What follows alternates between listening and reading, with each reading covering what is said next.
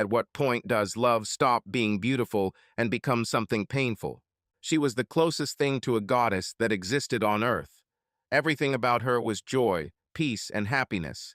Wherever she went, she found beauty. To her, the city lights were as beautiful as the sunrises. The bag fluttering in the wind had the same grandeur as the leaves fluttering in the breeze. Everything she touched became better. Everyone she met felt honored, even if they were with her for just a moment. She was so sweet, they said, so kind, so beautiful and sincere, warm like her golden brown eyes in the sunset light. His eyes were blue, icy, cold, intense, a blue so dark it's almost a new color. They were focused eyes, hard eyes that penetrated her tenderness. They took it all in, those eyes, noticing details that tried to slip away and hide like bugs, only to be discovered by a hand moving a stone like it was nothing. Most of all, they absorbed it. They absorbed every part of her, every gentle curve of her perfect body, every sparkling smile and every breath, every inch of skin. At least that's how I imagined them together. Cecily. I downed my wine, startled by the sudden touch of Mina's hand on my forearm. The glass broke and red wine scattered across the table. "Dress?" Natasha screamed. There was no need for such noise. The liquid would not even dream of staining Mina's wedding dress. Not a drop came within a foot of her, preferring to soak into the immaculate tablecloth and drip onto the skirt of my own lavender bridesmaid dress. However, Natasha screamed, Mina sighed, and the wedding guests collectively moved, heads turning towards me as if at the command of a hive. Natasha jumped between Mina and me, a bodyguard from the bloody red wine stain, threatening the immaculate dress that hugged Mina's flawless body. Silence hung in the hall. I didn't dare look at Axel, but I felt those intense eyes watching me from the other side of the main table. "Sorry." My voice trembled, not from nerves, but because it always trembled. Of course I was forgiven. No one wants to be the one who almost ruins the bride's wedding dress. There was a moment when I thought she could do something. The moment I didn't give her enough credit. Her eyes flashed, her jaw clenched. I imagined how she would scream at me, tell everyone who I was and what I had done. I was mistaken. Always graceful, Mina laughed loudly. "It's nothing," she said in a melodious voice. "Even if it was something, it's just a dress." Muttered whispers returned to the room as people looked away. Natasha moved away at the slightest touch of Mina's hand, and then she placed a comforting hand on my shoulder. "I just wanted to ask if you're okay," she continued. "You looked so lost, like when you write." I doubted I had that look, but Mina gave me a chance to leave. "Just dreaming. I thought I could, you know. Inspiration." Mina's face lit up. "Poem?" "Maybe." "Oh, Cecily, that would be... Oh, I hope you'll write. Please, if you write about me and Axel, you'll share it with us, right?" I nodded, although that was about as likely as sharing the details of the nap she had interrupted. However, that strange, creeping feeling came over me again, and I knew that Axel was looking in my direction again. I risked a glance in his direction as the waiter ran over to wipe away the wine. And in fact, Axel's gaze was directed directly at me. His lips twitched slightly in a half-smile when I met his gaze. He knows. I forced a smile through trembling lips and looked away, rubbing at the red stain on my skirt with a damp napkin. He doesn't know, I told myself. This is impossible. He can hear your thoughts. "Impossible," I said out loud. "Miss?" asked the waiter. I coughed, trying to make it sound like I was laughing. "Sorry, I need more sorry." I felt Axel's gaze on me as I walked to the toilet, but when I looked back, he was leaning Mina in for a kiss, with a smile on his face, focused only on her. I didn't want to be with him when I met him. We took the same courses, screenwriting and studies in literature and film. I was a year older than him, and we had different majors, so crossing paths was unlikely to begin with, but I missed the memo from the universe that this was a sign. It's not that I didn't notice him. Noticed, everyone noticed. Half the women in our courses melted because he was dark and silent, a mysterious enigma, a beautiful martyr artist whose secrets were buried beneath the carved lines of his statuette face.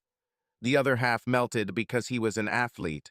His body was as toned as his face was perfect. He seemed to be interested in none of them. Some tried to seduce him with low-cut blouses and flirtatious swings of their hair. Others tried to engage his mind by talking about auteur films and the greatness of pioneers such as Dreyer. They were the embodiment of a woman who came and went, speaking of Michelangelo as if he were a patient under the ether, like yellow smoke drifting down the street. They all wanted to know his secrets. They all wanted to be the woman who would win his attention, who would pave the way to his heart and make him reveal the secrets of his soul to them. Except me. He seemed boring to me. Oh, another artistic romantic in a black sweater who carries a canvas bag over his shoulder and has a stupid, pretentious name. Axel Pierce, as if his parents knew he would be a grim old soul. Another college student with longish hair and pouty lips, a permanent scowl on his face as he reflected on the unfairness of life, the illusion of freedom, and the lack of inspiration in the world. Another tormented creature standing amid the noise of the stormy sea, wondering if all we see or seem to be is just a dream within a dream. He tired me out. Frightening and unattainable, he sat alone in class, either not noticing or ignoring the girls who cast touching glances in his direction. I thought I was above this, more than this, too good to be a cliché like everyone else. So what if I'm a student poet? So what if I dressed in black? Black scarves, black shirts, black jeans, and black hair. I didn't need to be completely cliché and obsessed with this creature sitting broodingly in the corner. As it turned out, Axel was just quiet and not very good at making friends. I learned this when he and I were asked to be peer review partners in a screenwriting class. At first, I considered it a failure. Rolling my eyes, I sank into the chair next to him, glaring at the professor as he waited for everyone to pair up. I'm Cecily. Axel, came the resonant answer. I tapped my fingers on the table twice. I'm pretty critical when it comes to reviewing, so don't expect me to be lenient with you. And they shouldn't. That would defeat the whole point. I turned my head and found myself trapped in his gaze, like a spider under glass, mesmerized by the strange color of his eyes and the depth of his gaze. Then the professor spoke. I turned away and forgot about this moment. I found him to be almost surprisingly articulate, thoughtfully receptive, and irritatingly silent. When we first exchanged review assignments, I was struck by the story of cold revenge. His main character was horribly abused, mistreated by everyone who was supposed to love him, but she did nothing. I felt angry at her, irritated by her inaction, until she methodically destroyed the people around her. Every word was golden. This scoundrel wrote better than I could ever dream of.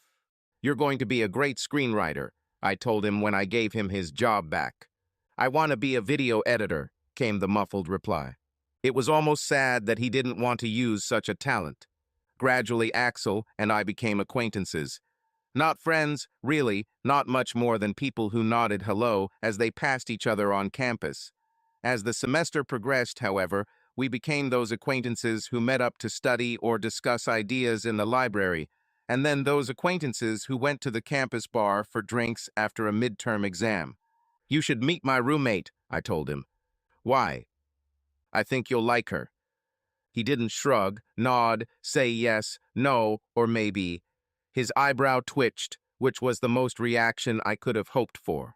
I didn't think my roommate would really like him, but she had just broken up with her boyfriend, and I was desperately trying to find her a one-night stand so she would stop moping around the apartment. It was more for her benefit than mine. I hated to see her sad. When Mina entered the bar, his gaze immediately went to her. He watched as she walked quietly through the crowd, people partying like reeds to let her pass, an aura of calm spreading behind her until she reached us. This is my roommate, Mina. Mina, this is my classmate, Axel. None of them heard me. I've never seen Axel smile, actually. That day, I watched his face break into a smile, like a flower opening for the first time in the sun, feeling the first magnificent rays on its silken petals, and finally understanding its purpose. Two people fell in love that day, and I was one of them. I denied that I fell in love. He spent hours that seemed like days and days that seemed like eternities in our apartment. Hours, days, months. Their love did not develop over time. The seed was not planted and tended until it took root, sprouted, and blossomed. No, their love was dandelions. One moment they were gone, and the next they took over everything. And lucky for me that I was the one who blew the feather. Day after day, Axel was with us in the morning when I woke up, and after each lesson when I returned. He was a better roommate than Mina, even though he didn't actually live with us, and I would never say anything bad about Mina. The constant presence of her yoga mat stretched out in the middle of the living room where the coffee table would have been, and her thick hair clogging our shower was a small price to pay for her friendship. At first, I took it logically. He was attractive, I told myself. It was a physical attraction, nothing more. Childhood love, daydreaming. You can recognize Michelangelo's statue of David as attractive and know that it doesn't mean you're in love. After the first few weeks of their relationship, Mina sat down with me one evening before Axel had started spending the night, when it was still just Mina and I, when I was taking a break from seeing his face every time I turned around. You don't mind if I date Axel, right? I suddenly looked up at her. Why should I object? She bit her lip, eyes wide and vulnerable, and remained silent. She knows. He's yours, don't worry. But I'm in love with him. I'm not in love with him, don't worry. Mina looked at me sadly, silently. She hears you. I laughed at this, causing Mina to have a strange expression on her face. She couldn't hear me, I told myself. It was overly paranoid, even for me. The silence dragged on, becoming even more awkward. What if she hears you? You and Axel are a wonderful couple, I said. You are perfect for each other. Her face brightened, waves of radiant delight overwhelmed her and filled our small kitchen. I really like him, she said. I really, really like it. I swallowed a lump of irritation and another lump of guilt. Mina was perfect. She didn't deserve my evil thoughts. I had my chance with Axel. I didn't use it. I didn't need him. That weekend was the first time he spent the night with us. They tried to be quiet. It made everything even worse knowing how hard they tried to muffle their sounds for my sake. The walls absorbed the sound of Mina's high-pitched screams, Axel's low breathing, the rhythmic pounding of her bed against our shared wall, and squeezed every noise into my ears as I lay on my bed. I tried to convince myself that the tingling that started in my heart and seeped through my bones was embarrassment, or maybe irritation that they hadn't asked me to leave for the night, so I wouldn't have to hear it.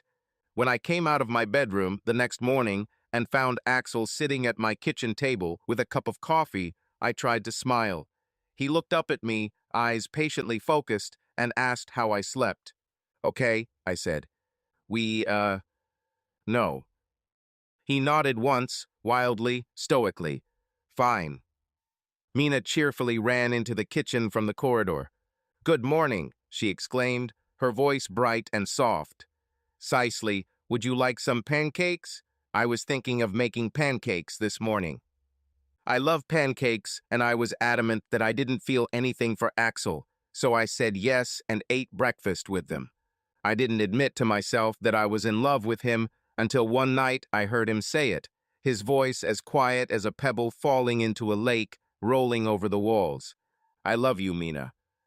My heart sank and squeezed and cracked, and I could see them. I could see him. I could see his lips moving as he spoke. I could see dark blue eyes fixed on her face, and her face only. I didn't love him until she beat him. I didn't love him until he looked at her as if she were the only woman in the world. I loved him, and he loved her, and I cried. We were with friends. Other friends. Their faces became blurry in my memory, smooth and plastic and unimportant. In my memories, I only remembered Mina and Axel and Natasha, probably because I wasn't paying attention. I dreamed, always dreamed, and the dream that took over my every moment of day and night was Axel. I remember this dream. I was imagining his body, specifically. That day, Axel wore a dark gray knitted sweater, very artist-like, not at all like his real personality. He often wore sweaters, usually with high collars, because he was always cold. That was the only complaint I remember from Mina, and it wasn't even a real complaint. His hands were just cold, and she took them between hers, trying to warm him up. Such a small action. So beautiful. His sweater didn't have a high collar that day. It was a round neckline, and I remember it because I looked at Adam's apple and wondered if he liked being kissed on the neck. This led to wondering if he liked being kissed in other places, and this led to imagining what his chest looked like under a knit sweater, whether he had that muscle line on his ribs that some guys have, and whether he has a pronounced V-shaped line on his stomach, pointing under the waistband of his black jeans, and Earth, Cecily. I blinked at Natasha. What? She burst out laughing. Must be deep thoughts. That's her look as a writer, Mina correctly noted. Have you been thinking about a story or a poem, Cecily? Must be a poem about Axel's body. You undressed him in your mind, Natasha teased. She knows. I didn't do it. I tried to sound haughtily offended and slightly dignified, but the redness spreading across my face gave me away. We all know what you were thinking, Natasha continued. Stop, Natasha, seriously, just stop, please stop. Stop it, Natasha, seriously, Mina said. Was it logical to connect Mina's words with my thoughts? No. Did it stop the intrusion of the idea that they could hear what I was hiding in my mind, that they knew what I was thinking, that they knew that the only thing I was thinking about was Axel? Also no. It was crazy. Crazy. It was wrong. I was wrong. I was sick. My mind was flickering feverishly, turning on and off, as heavy as a libertine's kiss, and he was telling me that they knew. It didn't help when I looked up, eyes of ice completely focused on me, penetrating my mind and my soul and into those dark corners where the rotting moss of obsession invaded my mind like dandelions. I noticed when he started imitating some of my mannerisms. Of course I noticed, because I noticed when I did it myself. It started when Mina was cooking dinner for the three of us one night. So, Cecily, she said easily, although butterflies pounded her words, making them shake with nerves. Axel and I wanted to discuss something with you. They know. I tapped my fingers on the table 6 times. I had to. I was drawn to this. Twice with your thumb, twice with your middle finger, twice with your index finger. What's happened? My voice trembled. Neither of them noticed anything unusual about it, chalking up the fragility to my usual shaky tone rather than the tornado of panic raging in my throat. Mina sat down at the table next to me and opposite Axel. She was going to tell me that she knew I was in love with Axel. She was going to say that she knew I was listening to them make love. She was going to call me creepy and obsessive and disgusting and tell me to leave and never talk to them again, and the worst part of it all was that I would never see Axel again, and oh God, wasn't that the problem all along? My chin trembled and I tapped my fingers again. Knock, knock, knock, knock, knock, knock.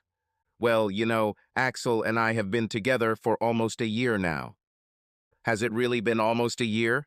I tried not to look straight and just nodded. Knock, knock, knock, knock, knock, knock.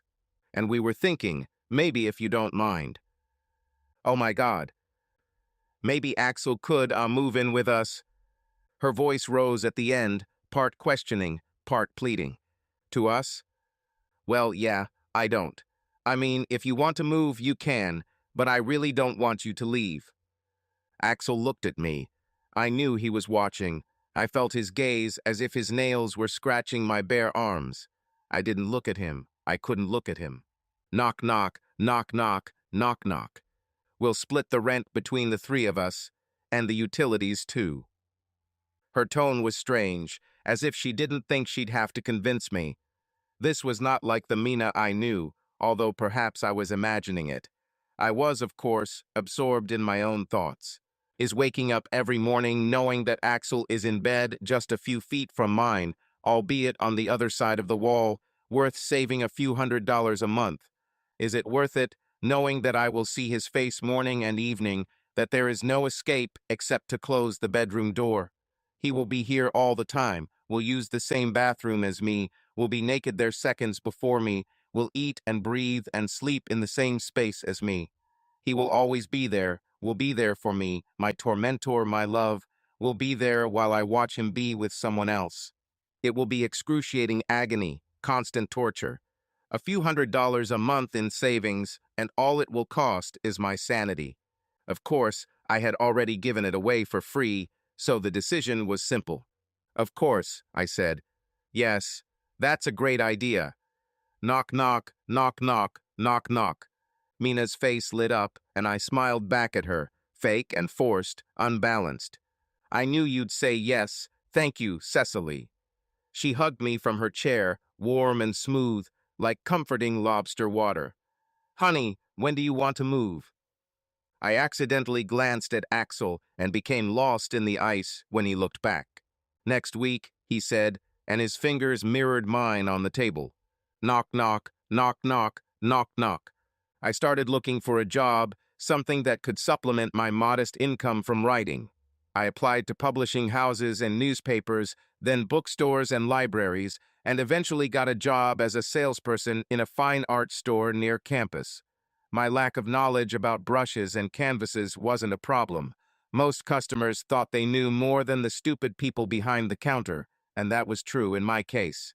Mina worked part-time as a yoga instructor while she was studying and started doing it full-time after graduating. Her goal was to open her own studio, and she was on her way to it. People loved Mina.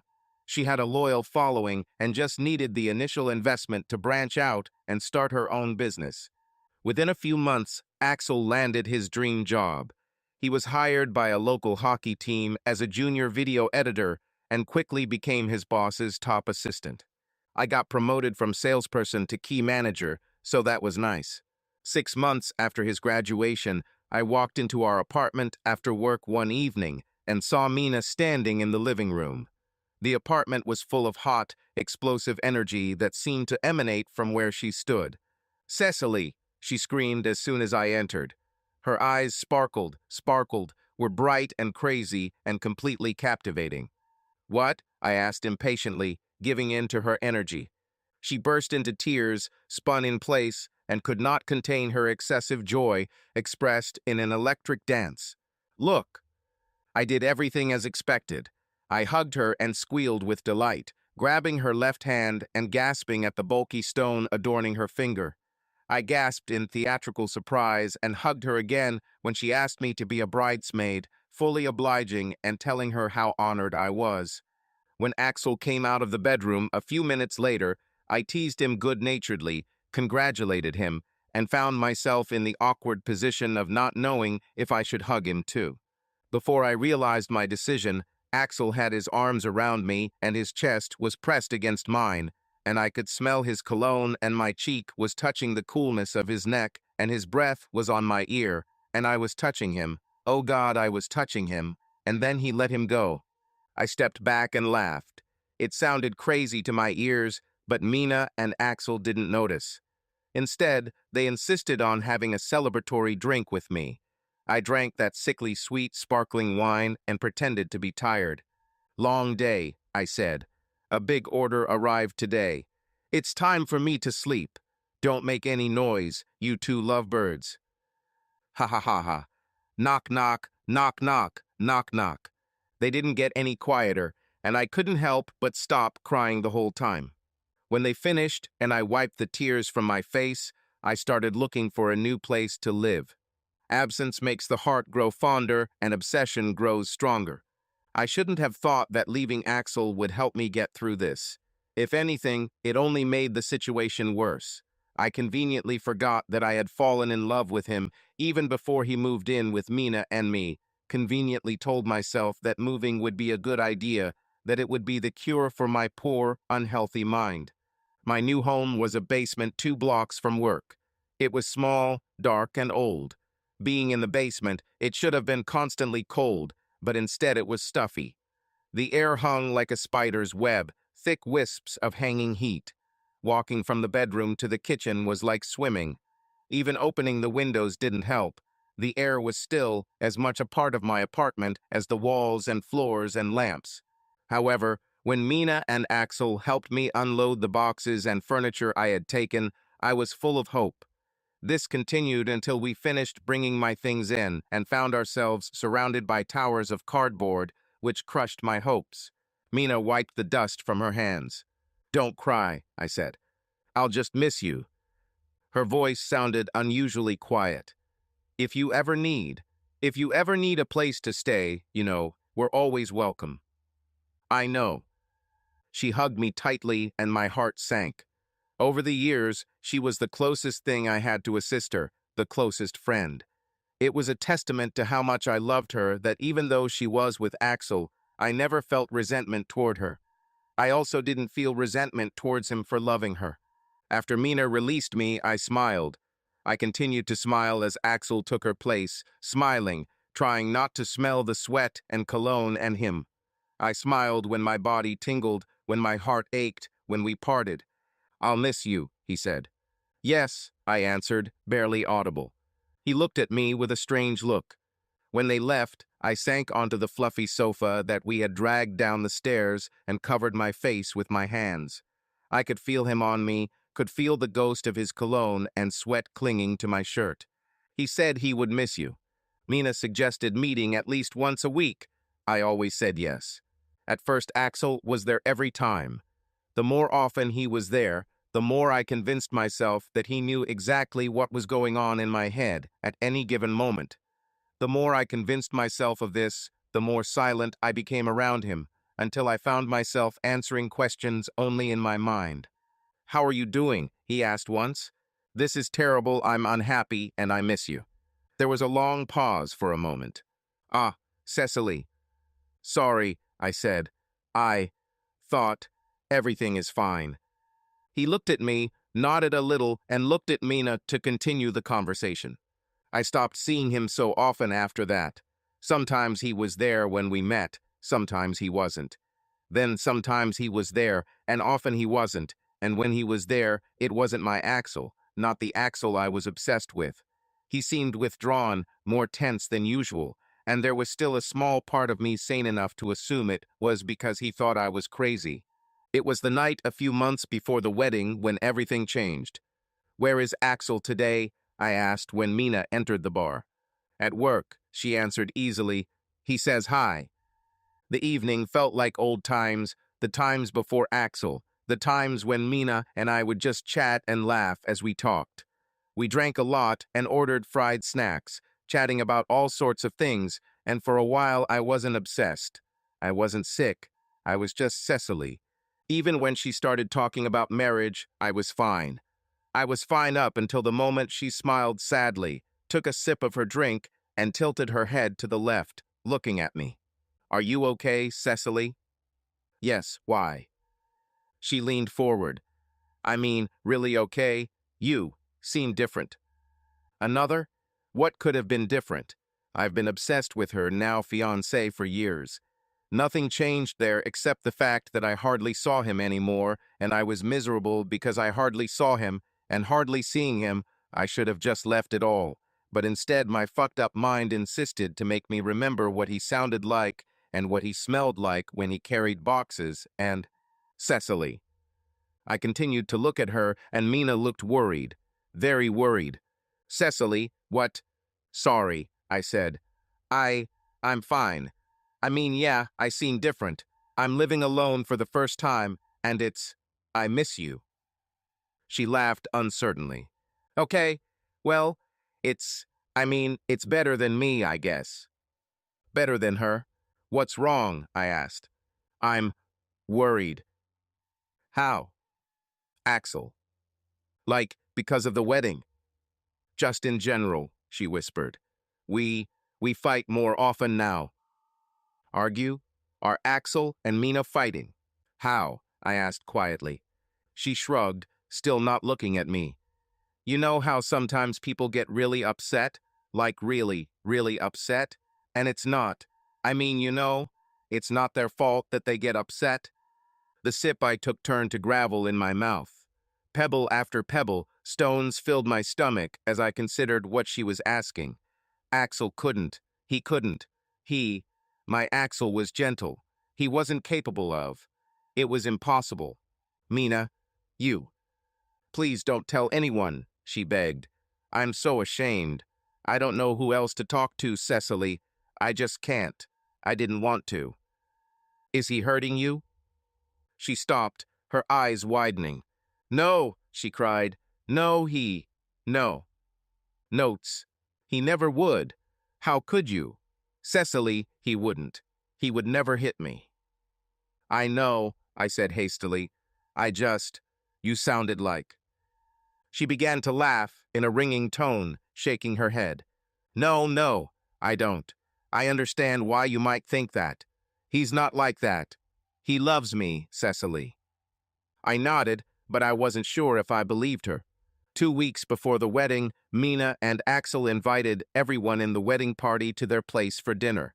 I didn't know if word of my strange behavior had spread to everyone or if I was particularly withdrawn that night, but I ended up next to Axel on the couch as the party continued without us. Are you okay? I finally asked. Yes.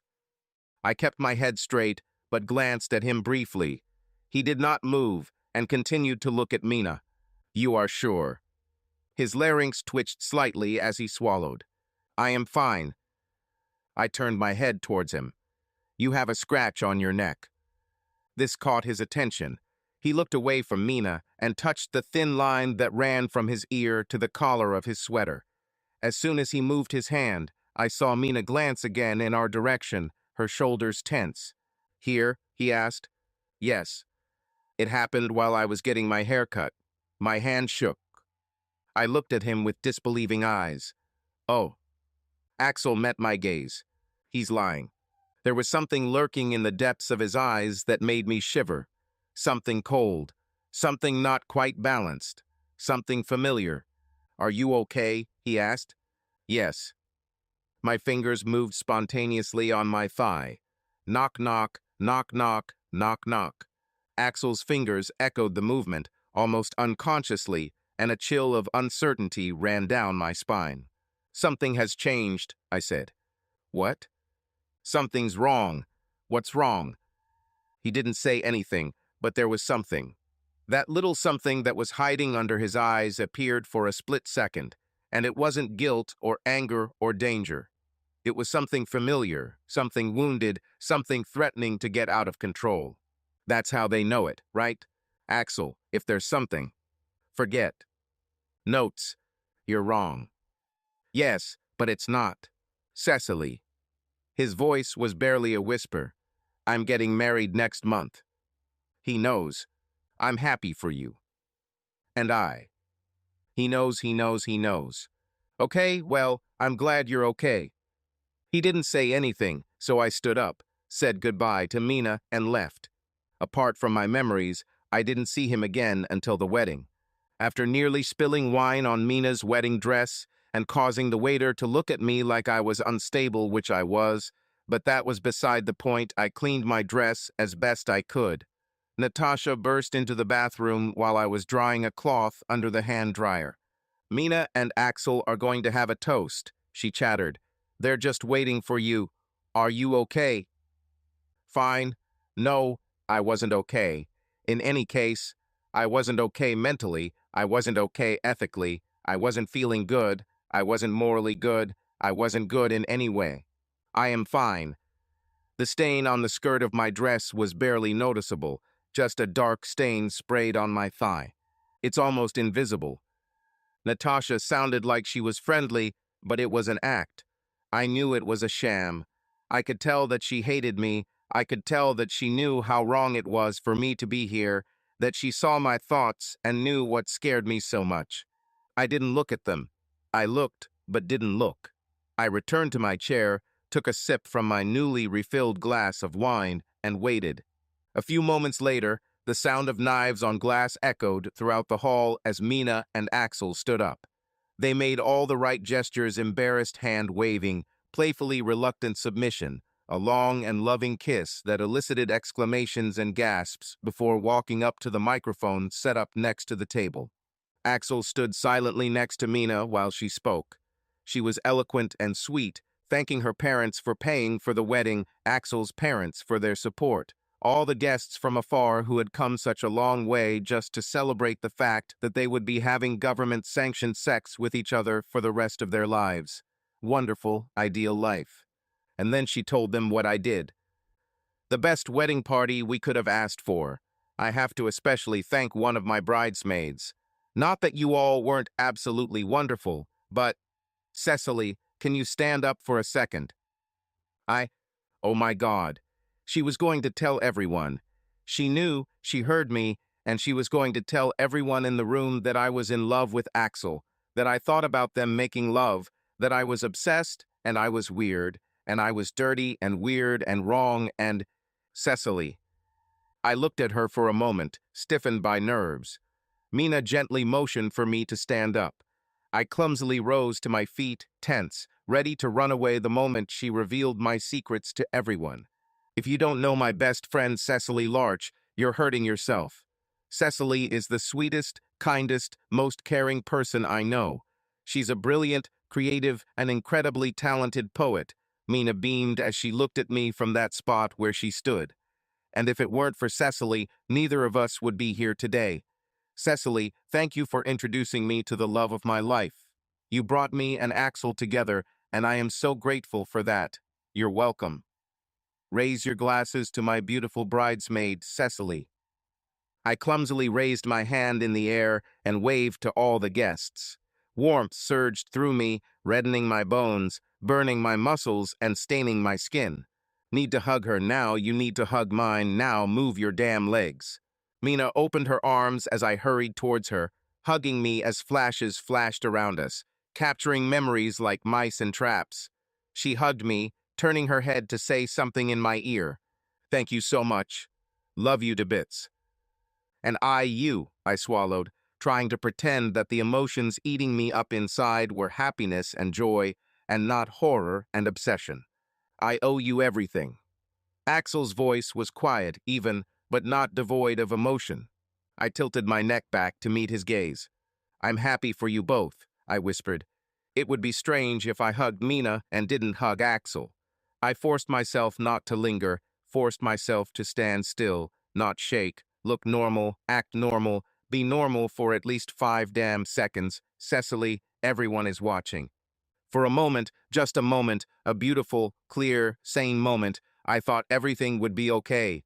It came from nowhere and went to nowhere, the wind again, destroying the wall I had built because it was no longer needed. He loved her. She loved him. What more could I want for the man I loved and my best friend? They were happy, and I was. I wasn't happy, but maybe one day I will be. It was like a fog rising, as if the world had become brighter, as if the dandelions had been cut and cleared, and I could breathe, I could think. I wasn't crazy Cecily, I was just me. Nobody could read my damn mind. What paranoid nonsense. I looked at Mina. Axel stood next to her, his hand resting on the podium, the gold ring on his finger glistening as he tapped his fingers. Knock, knock, knock, knock, knock, knock. My jaw twitched as I echoed the knocks. I couldn't stop myself. I couldn't control my fingers. Knock, knock, knock, knock, knock, knock. The moment of clarity became foggy again, not as much as before, but no longer crystal clear. When Mina finished speaking, I politely applauded along with everyone else. The clink of knives on glass sounded throughout the hall. Axel pulled Mina's face to his, and I left the table again. Mina found me in the wardrobe. Her voice floated among the hanging clothes, winding between them like the wind through the trees. Cecily? I held my breath, hoping she wouldn't look behind the second row of coats, praying she wouldn't see me sitting in the corner on the floor with tears in my eyes. There were 1,000 reasons why I didn't want to be found, and most of them had to do with my feelings for Axel. A few of them were because it was Mina's wedding day, and she shouldn't have to deal with a crying bridesmaid. This was supposed to be her day. When she appeared at the end of the row of coats, I thought that maybe she would just walk past me. Perhaps I could walk behind the pile of rags in the corner, a sad, forgotten lump of fabric, invisible and imperceptible, worth more as a mere pile of rags than with my inclusion. What are you? Are you crying? No. I wiped my cheeks furiously as Mina moved down the row. the skirt of her dress trailing behind her. "Cecily, what's wrong?" "Nothing." "You're lying," she said good-naturedly. Before I knew what was happening, she was down on the floor next to me, her skirt flying around her legs as she settled down on the ground. "Mina, your dress." "It's just a dress," she said, and took my hand. "Why are you crying?" "Because you married the only man I ever loved, ever thought about, and I can't have him, and it hurts, Mina, it hurts like hell. It would be easier to just die. That would be enough." "Cecily." "If you can hear me, Mina, why should I say it out loud?" She looked at me, silently, without reaction. My face turned red. "Crazy fucking Cecily. It's your wedding day," I croaked. "Do not worry about it." "You're my best friend," she whispered. "Please tell me. You don't. You know." She knows. "Don't be angry, but it's because you. Are you lonely?" "Yes," I breathed. "Of course.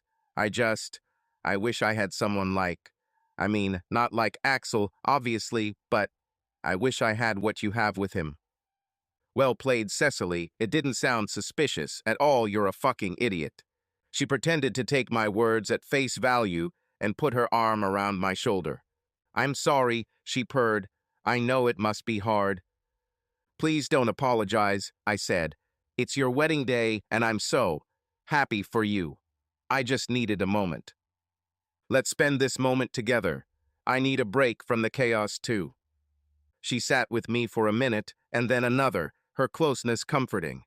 I rested my head on her shoulder as we sat on the floor of the closet, listening to her breathing, convincing myself that if I couldn't have him, at least it was Mina. "I'll find you a guy," she suddenly said. "What?" I straightened up, turning my head to look at Mina. She smiled, her eyes sparkling as she took my hand. "On a date. I know the perfect person." She really knew the perfect person, but I doubted that she would arrange a date for me with her husband. However, I squeezed her hand, smiled, and said I liked it. The man she introduced me to was the exact opposite of Axel, if Axel was the exact opposite of himself in every way. Where Axel had eyes of ice, Blaine's were warm and hazel. Axel's hair was the darkest shade of red that could still be called red. Blaine's hair looked like it was spun from sun rays and gold. Axel was tall, gloomy, dark. Blaine was big, funny, and meaningful. Blaine was everything I thought was right for me before Axel. After Axel, he was acceptable. My feelings for Blaine were difficult to describe in words. I couldn't say that I loved him. What I knew as love was meant for Axel. This feeling was not love either, not really abnormal love, but I did not know what love was. I couldn't know what love is. However, Blaine was there. He was attractive enough, seemed kind enough, was good enough in bed that I really couldn't complain. Mina introduced us 2 weeks after the wedding. They worked together before Mina opened her studio, teaching various fitness classes at the same gym. Mina taught yoga. Blaine taught various classes related to strength training.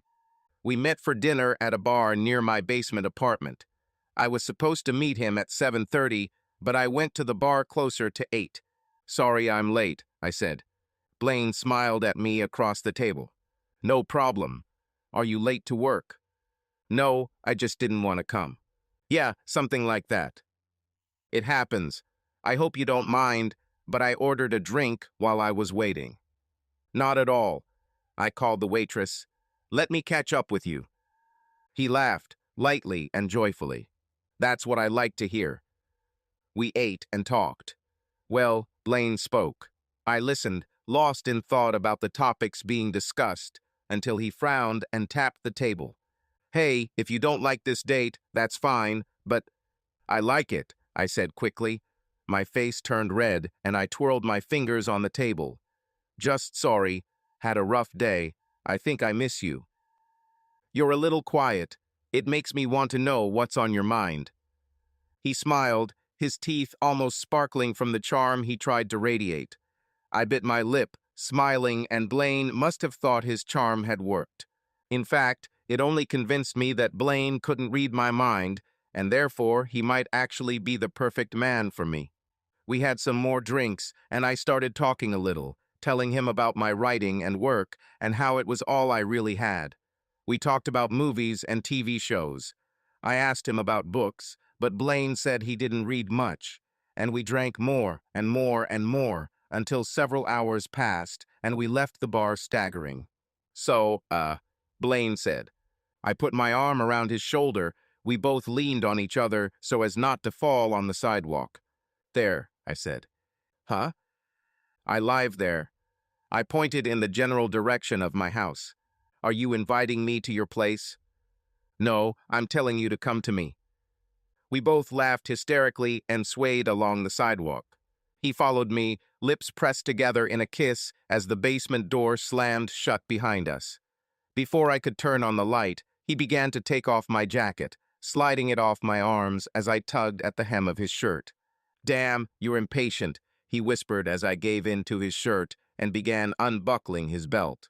Is this a complaint? The answer was a hand suddenly grabbing my breast, squeezing tightly as I gasped in his mouth. We pushed through the dark basement towards my bed, clothes scattered here and there as we undressed each other. He reached for the light as we crossed the bedroom, but I grabbed his wrist. I like the dark, I whispered. He laughed and his hands found my bra strap and unclasped it. A bit of a pervert, Cecily.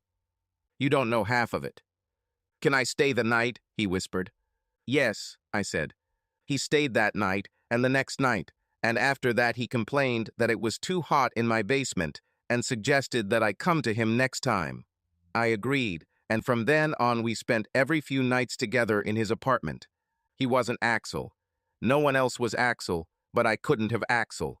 Instead, I settled down with Blaine, settled into comfort and acceptable sex, and an easy, casual relationship. He was good to me, mostly, and I tried to be good to him. We started seeing Mina and Axel more often. Mina regularly invited us to dinner, or we went to the movies together.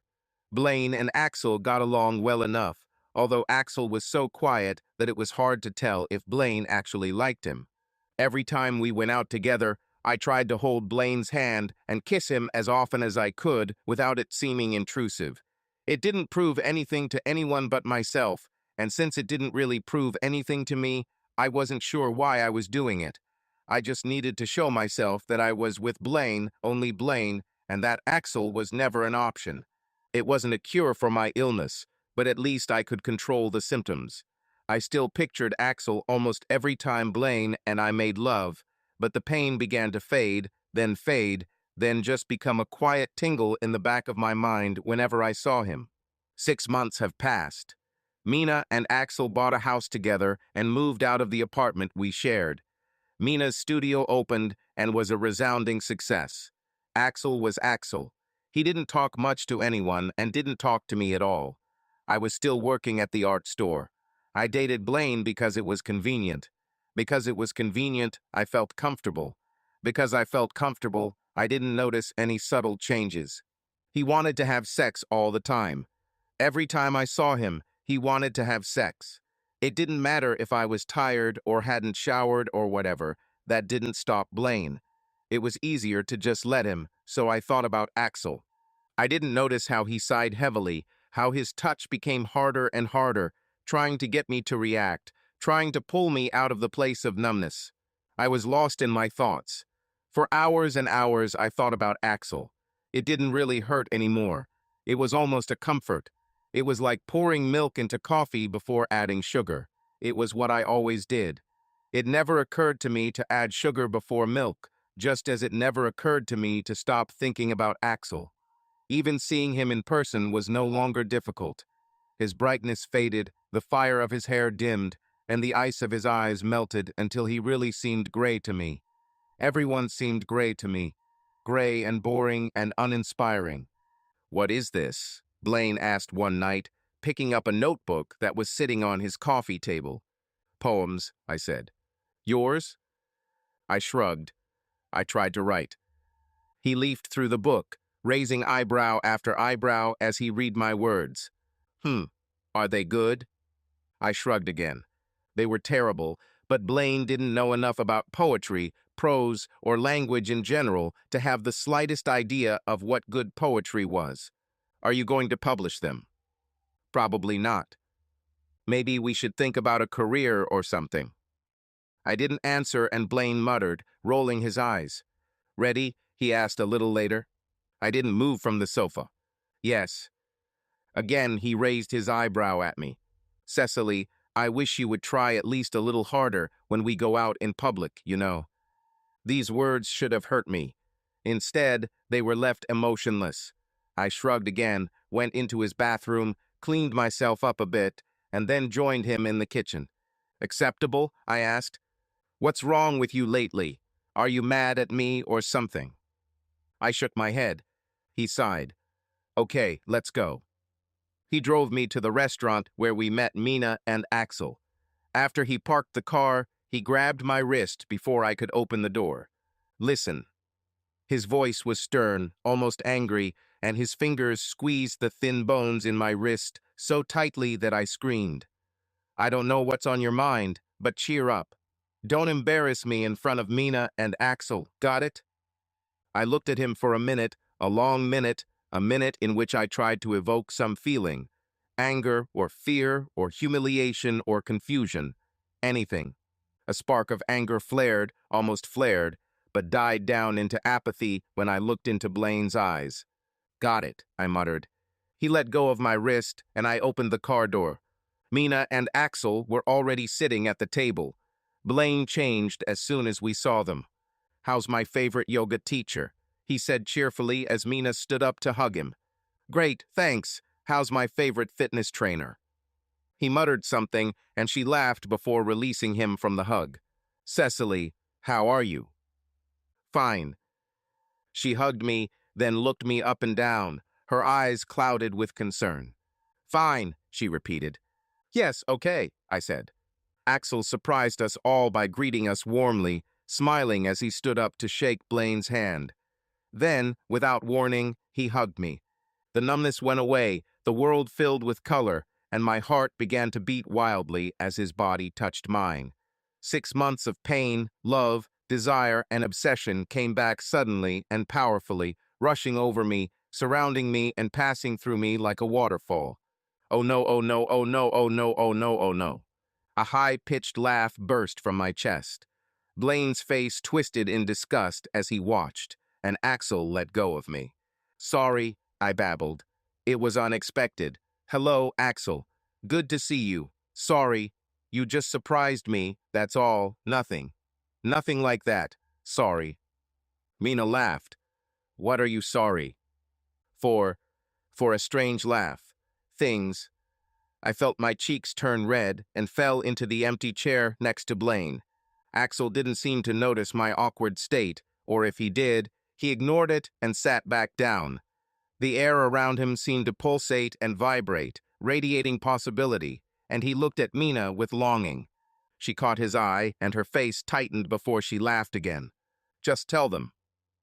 We have news, Axel said immediately. Mina touched his arm, and he jumped slightly. After a moment, he relaxed, turning his palm up to clasp it with hers. News, I repeated. Mina pursed her lips. A hidden secret sparkled in her golden brown eyes, and she looked at Axel. We're expecting a baby, he said. Child.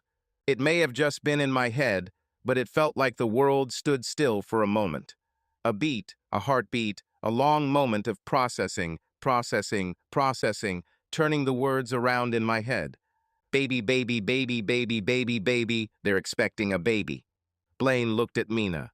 I knew this because I snapped out of my stupor first and let out another hysterical laugh as I grabbed his forearm.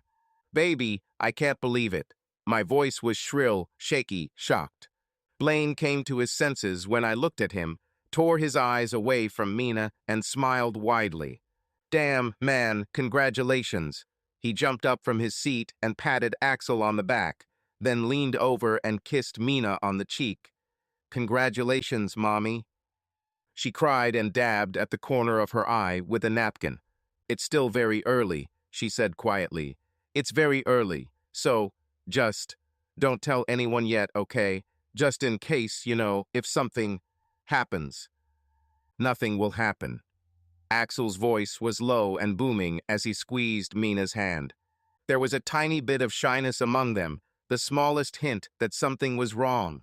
Or maybe the dam that was holding my emotions back burst, flooding me with feelings, bringing back all the sadness and obsession and suspicion, and adding a few new things like jealousy and despair and longing, so much longing.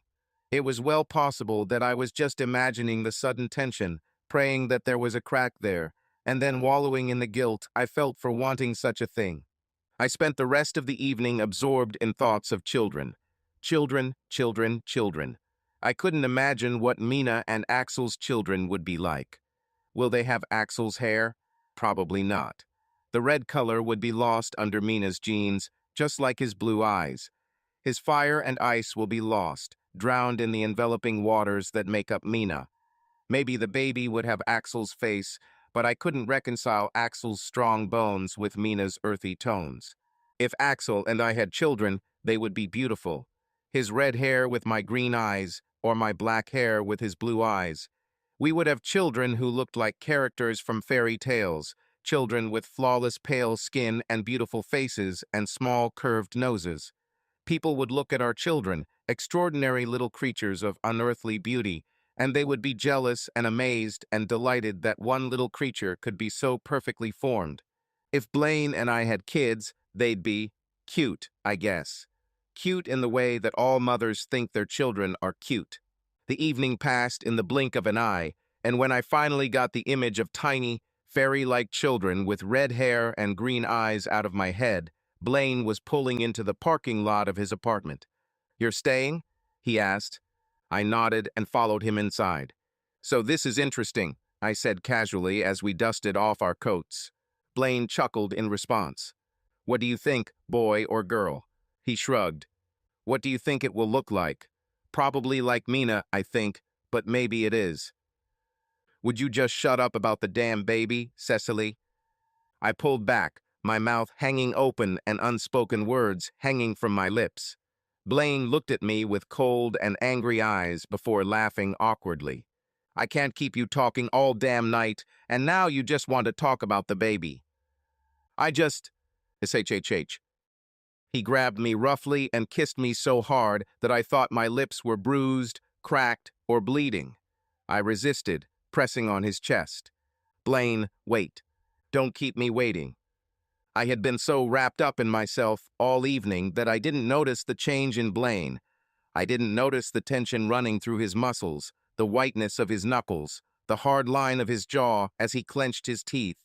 It wasn't until those tight muscles grabbed me in his arms that I really noticed. "Stop," I breathed. He didn't. "Blaine," Stopey shouted and pushed him as hard as I could. "I don't remember what happened between us. Maybe I don't want to remember." The door slammed behind me, and I rushed down the corridor and up the stairs and into the street past passers-by.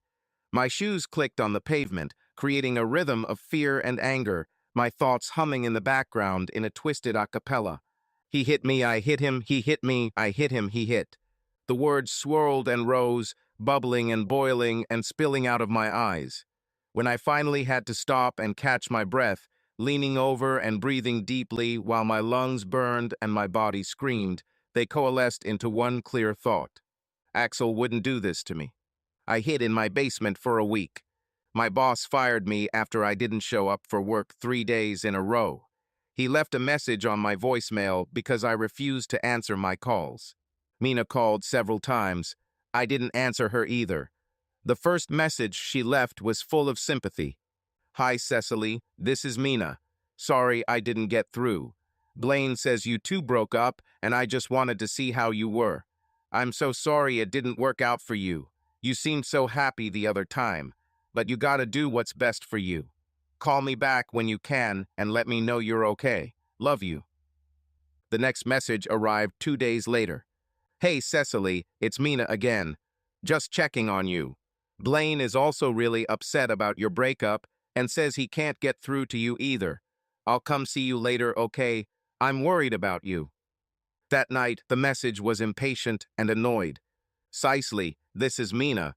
I know you're home. I can see you through the window. Can you please open the door? The next day. Hi, this is Mina. Look, I don't know. I don't know what happened between you and Blaine. Obviously, more than Blaine told. I saw him today, Cecily.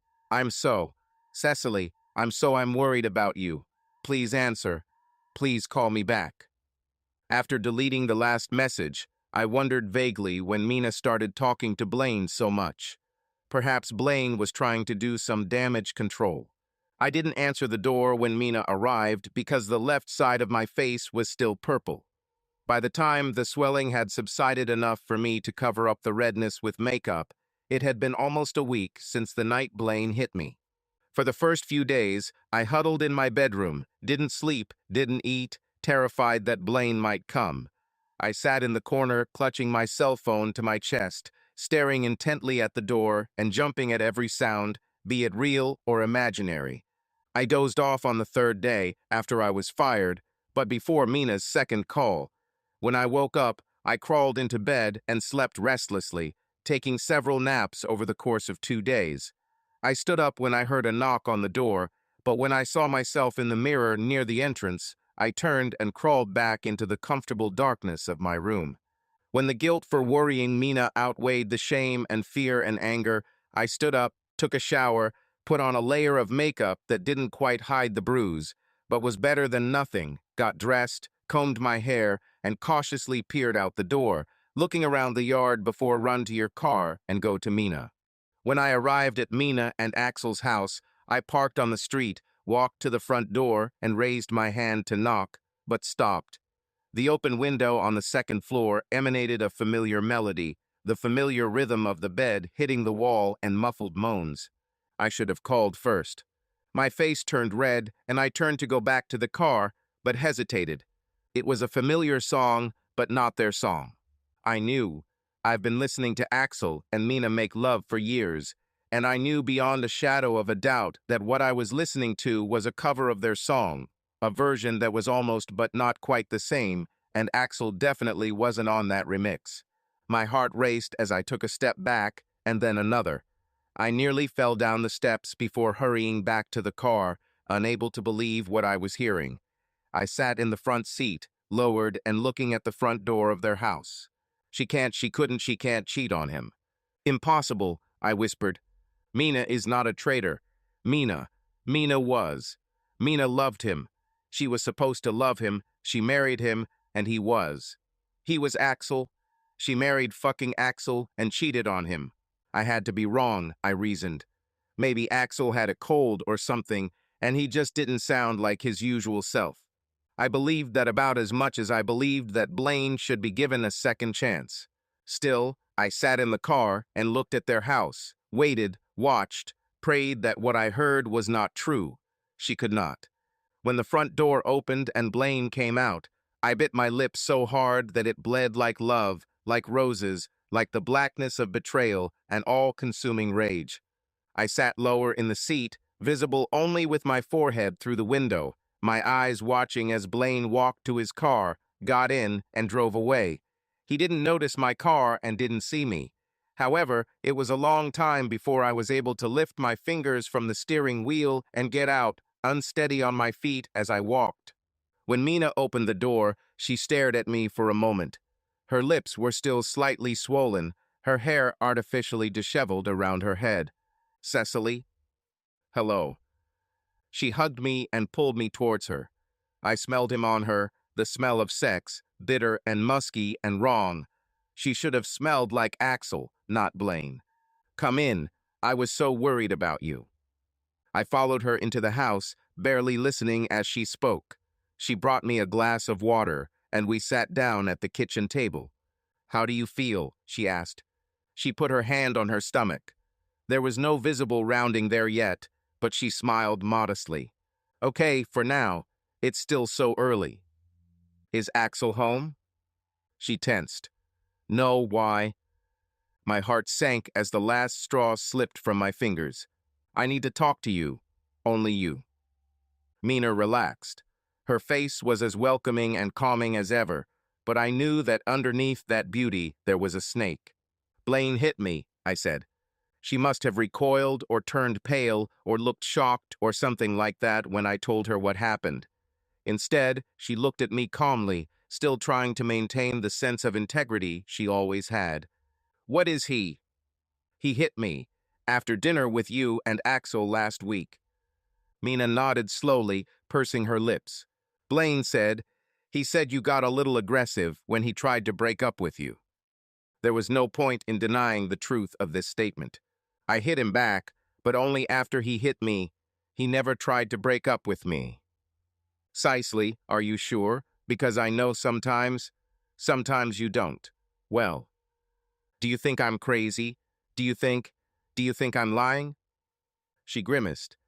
No, I just mean, you do not believe me. I believe, she exclaimed. But Blaine, I told you, I saw it on his face.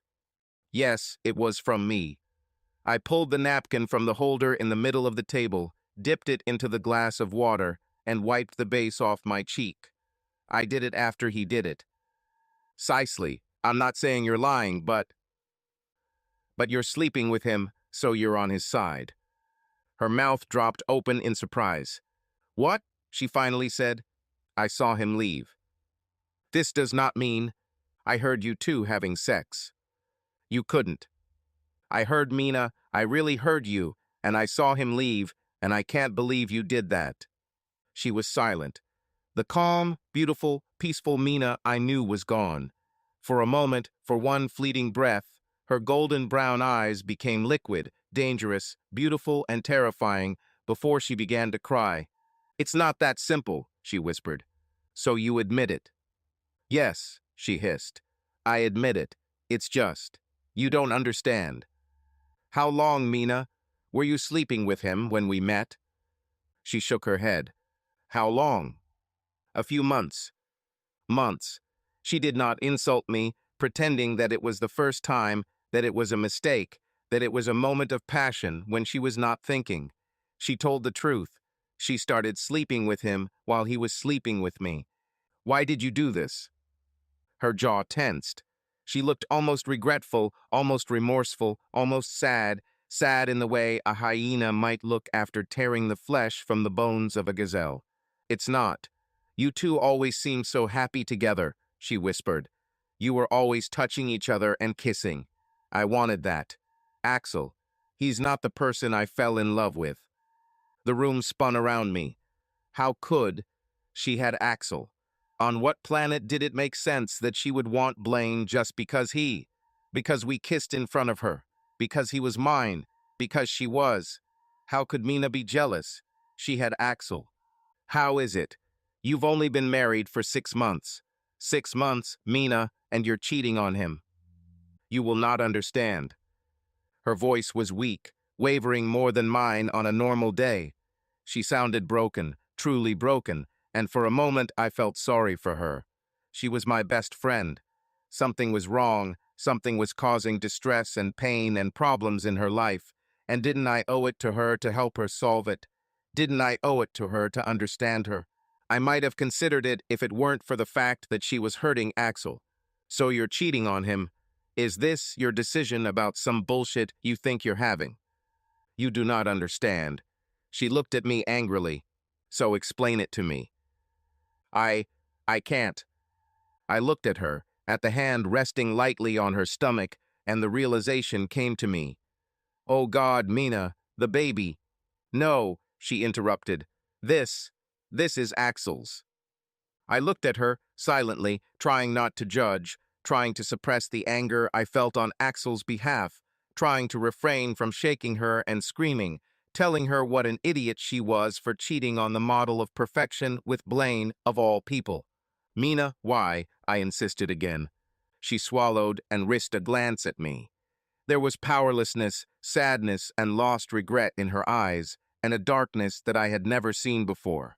Remember when I asked you, you know how people get upset and sometimes they, well, you know, you just did it too. You were upset with Blaine and you. Upset? He hit me, Mina. Yeah, but you kind of lost it, you know? What are you trying to say? You know Axel has changed lately. She looked at me pleadingly. You know, You asked him about this, remember? Before the wedding. There was a scratch on his neck. He said it was from the haircut and told me to forget about it. He said I was wrong. Of course I remember. Couldn't he? It couldn't be. He could not. He wouldn't. But I had to ask. I had to, because it was the only explanation I could come up with that would justify what mine did. Is he hitting you? I whispered. No, she raised her head. He would never. He would never lay a hand on me, you know? I recoiled, stupidly startled by the sudden fury in her voice. This was not the Mina I knew.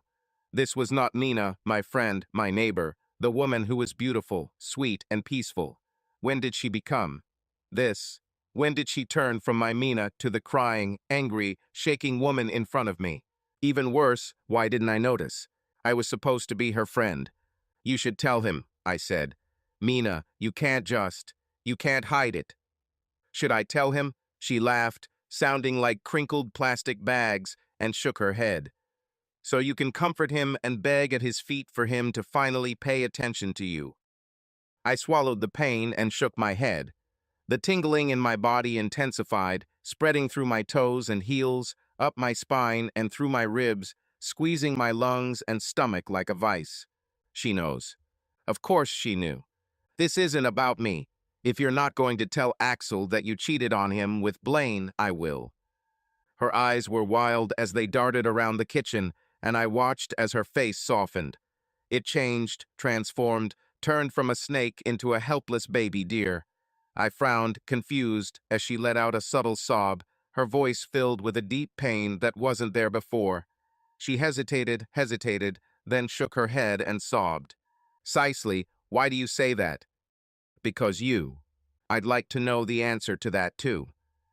The glass of water tipped over as I spun around in my chair, spinning towards the soft, gravelly voice behind me. Axel stood in the kitchen doorway, the bag he usually carried to work with his laptop hanging from his shoulder. He looked at me, eyes hard and focused and filled with pain, and my mouth fell open. He looked at me for a long moment, then turned his gaze to his wife. Mina. She didn't cry dramatically or scream or protest. She sobbed again, shook her head, and took a deep breath. Precisely, I don't know how we hurt you, but threatening me like that, it's beyond the pale. I know Blaine broke up with you, but I had nothing to do with it, and for you to come here and try to hurt my marriage. I thought we were friends. I don't. This isn't. What? Axel said. Mina looked up at him, her eyes sparkling. She said she was going to tell you that I cheated on you, so she could. She paused, biting her lip. Precisely, we can help you. You can't believe this, I said desperately, turning to Axel. I heard them, Axel, and I saw him leave. He looked from me to Mina. She stood up from the chair and put a gentle hand on my shoulder. I know this is hard for you, she said quietly, but we know how you feel about Axel. I'm so sorry, Cecily. I didn't know it was that bad. We didn't think you'd do something like that. My face turned red, the flames swirled inside me, turning my skin into hot coals. I was still looking at Axel, and when his gaze returned to me, full of pity and pain, I realized that I had lost. I'm not making this up, I said desperately. I don't care what you think. If you know, I don't care. She's cheating on you. Which is more likely? Mina's voice was gentle, making the harshness of her words even more painful. That I'm deceiving you, or that Cecily is in love with you, because we already know the answer to that. Axel didn't answer. She's jealous about the baby, Axel. She told me. Mina stroked my shoulder again. You're not alone, Cecily. We'll be there for you. We can help. I know a good doctor who can. He can help. My mouth opened and closed. Axel's face turned red, disgust and alien embarrassment were visible in his eyes. For a moment, all we could hear was the steady drip of the water I'd spilled onto the floor. Drip, drip, drip, drip, drip, drip. I'm leaving, I finally whispered. Let us help you, Mina begged, sincere and deceitful and disgustingly kind. I shook her hand off me, disgusted by the snake-like way she had touched me, and stood up to walk past Axel. He didn't move from his place in the passage to the kitchen until I approached. "Sorry," I said coldly. Axel moved to the side, but grabbed my elbow before I walked past. His eyes fell on the bruise that covered my cheekbone. "What happened to your face, Cecily?" I expected the inevitable surge of electricity, that pathetic joy that always accompanied his touch, but it did not come. It might have been the first time I looked straight into Axel's eyes without feeling that falling sensation, that blossoming of obsession when his gaze fell on me. Instead, I felt humiliated and rejected. Mad Cecily, possessed Cecily, sick Cecily with a bruise on her face, uncomprehending and naive and stupid, stupid, stupid. "He hit me," I said, and pushed his hand away. Neither Axel nor Mina followed me as I left, quietly closing the door behind me. I didn't have enough friends for news to spread like wildfire. They spread rather like melting wax, dripping and congealing, cracking, the truth burning until it accumulated into a rough, uneven heap. However, Mina's story spread among the few friends I had. They made sure to tell me how outraged they were by her, how generously she offered to help me after I had done so much to hurt her, how selfish and creepy I had acted.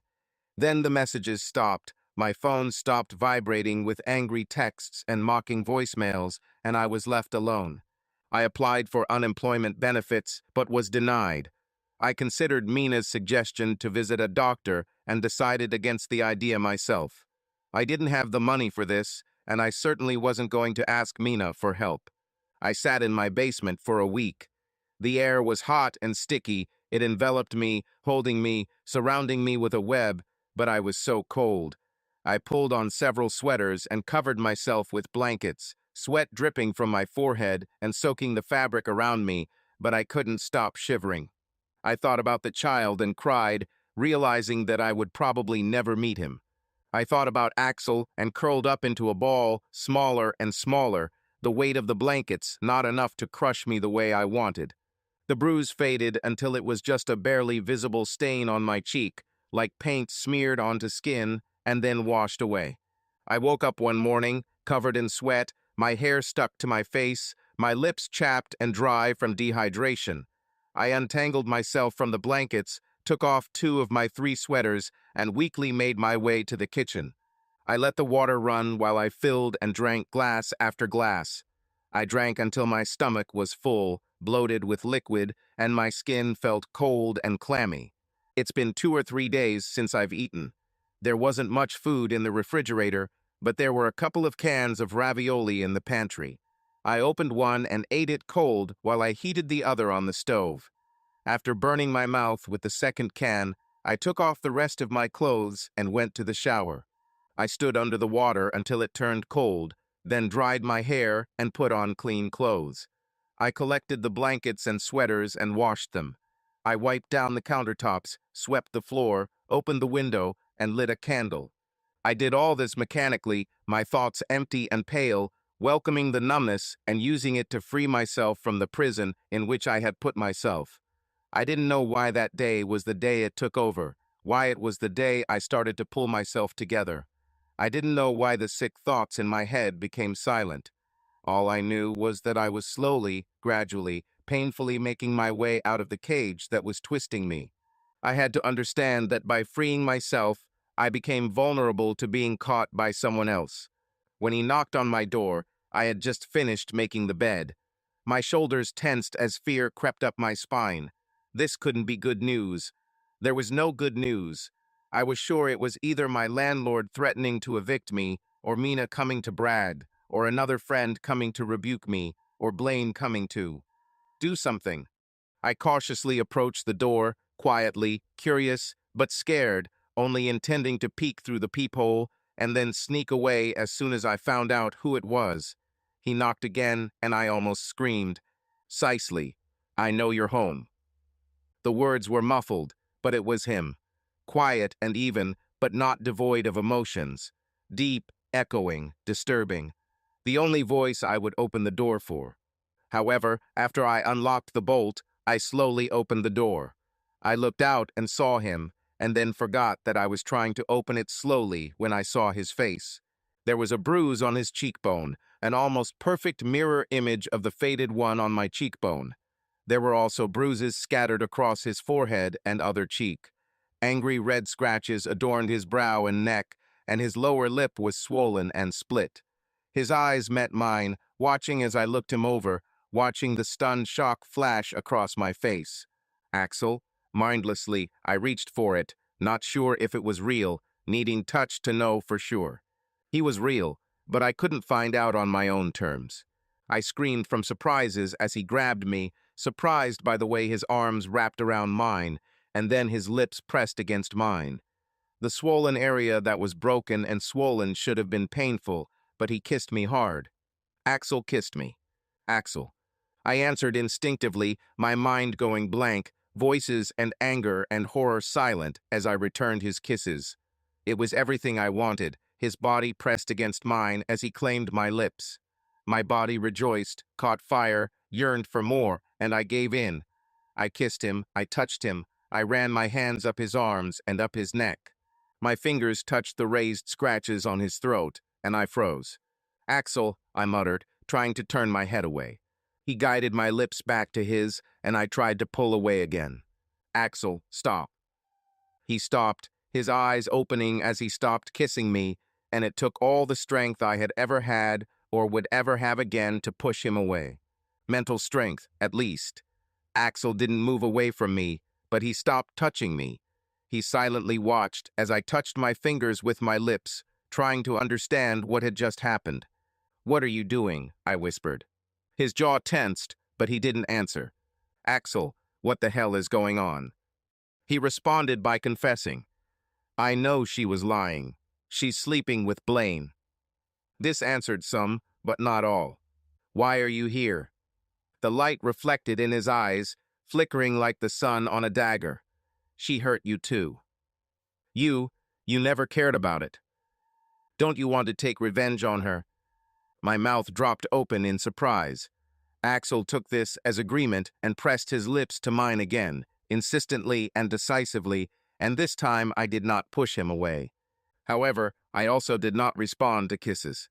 "I'm not like that," I countered. "Help me," he whispered. "Help me take revenge on her." He had one hand on my cheek. The other touched my waist, the place where my waist narrowed, and slowly moved downwards. I trembled at his touch, I responded to his kisses, I sighed, and then retreated again. "I'm not like that. Don't force me to be like that. She was terrible to you. No one will judge you." His body was hard against me, his fingers cold as they slid under the hem of my shirt and caressed my stomach. Every nerve in my body was tense, desperately telling me to stop coaxing him, to let him touch me, to allow myself to give in and take what I had wanted for so long. My conscience did not experience the same urgent impulse. Stop it. Tears began to well up in my eyes, not because of what he was doing, but because I couldn't let him. My Axel wouldn't do that. I won't let him be that kind of person. He stopped with his hand on my rib, his eyes darting upward as he stopped kissing me. "What?" "I won't help you cheat on your wife." His jaw twitched. "Precisely, she's sleeping with. She's sleeping with Blaine, I know, and she told everyone I was crazy, and she's right, but I won't help you punish her. You wouldn't do that." "How the hell do you know what I would do?" His words were cold, hard, bitter as a blizzard. He wasn't himself. I would know better than anyone, because I myself am not sure that I even have a sane mind. "What happened to your face?" I asked. He didn't answer. His eyes told me a story, prompted me to remember the little things I saw along the way. A scratch on his neck. The way he flinched when Mina suddenly touched his arm. You know how upset people get, and sometimes they. "Please don't tell anyone. I just can't. I didn't want to." But I interrupted her. "He'll never lay a hand on me, you know. He wouldn't do it, but she could." My hand was trembling, unstable as I raised it to his face. With fingers lighter than the breeze, I touched the swollen skin on his cheek. "Mina did this?" My Axel would nod or shake his head, confirming or denying if I were right. The Axel I knew I wanted would be embarrassed, ashamed, just like I was when Blaine hit me. I would tell this Axel that everything is okay. I would kiss every bruise and scratch and whisper comforting words to him. My Axel was not there. Axel, who pinned me to the wall, was a wounded animal, defensive and angry and sick. He pushed my hand away and pinned me against the wall, his body pressed firmly against mine, his eyes cold and his lips curled. Axel, Don't ask, he growled. He tried to kiss me again, but I turned my head, his lips brushing against the faded bruise on my cheek. Don't do this. You don't want this. You do not know. It was the only time I actually heard him raise his voice, and I trembled as I looked at him, eyes wide. What? She can be a cheater and I can't. Should I always have morals? You're expecting a baby with her. It's not easy. Everyone knows you're obsessed with me, Cecily. Let's get this over with. You've wanted this for years. I know you've wanted it. It's just, go to hell. My voice was strong for the first time, and he stopped, staring at me. I pushed him away from me as hard as I could. Go to hell, Axel. This is not what I wanted. He took a step back, then another, and laughed dryly. You were obsessed with me. Are you pushing me away? I'm obsessed with who you were not. Not this. I won't sleep with you just because you want to get back at your damn wife. Tears rolled down my cheeks, burning, leaving burns, and I pointed to the door. I may be crazy, but I'm not a bad person. I'm not here for you to use me as a damn object. I'm human, Axel. Go away. His face darkened. It's not. I didn't mean to. Cecily, I'm sorry. Leave. I waved my hand towards the door again.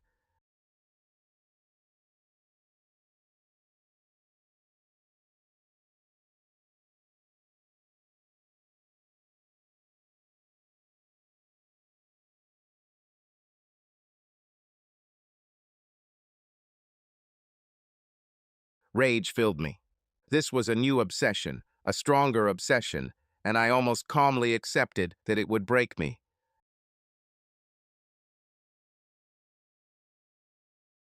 We all must have some moral principles.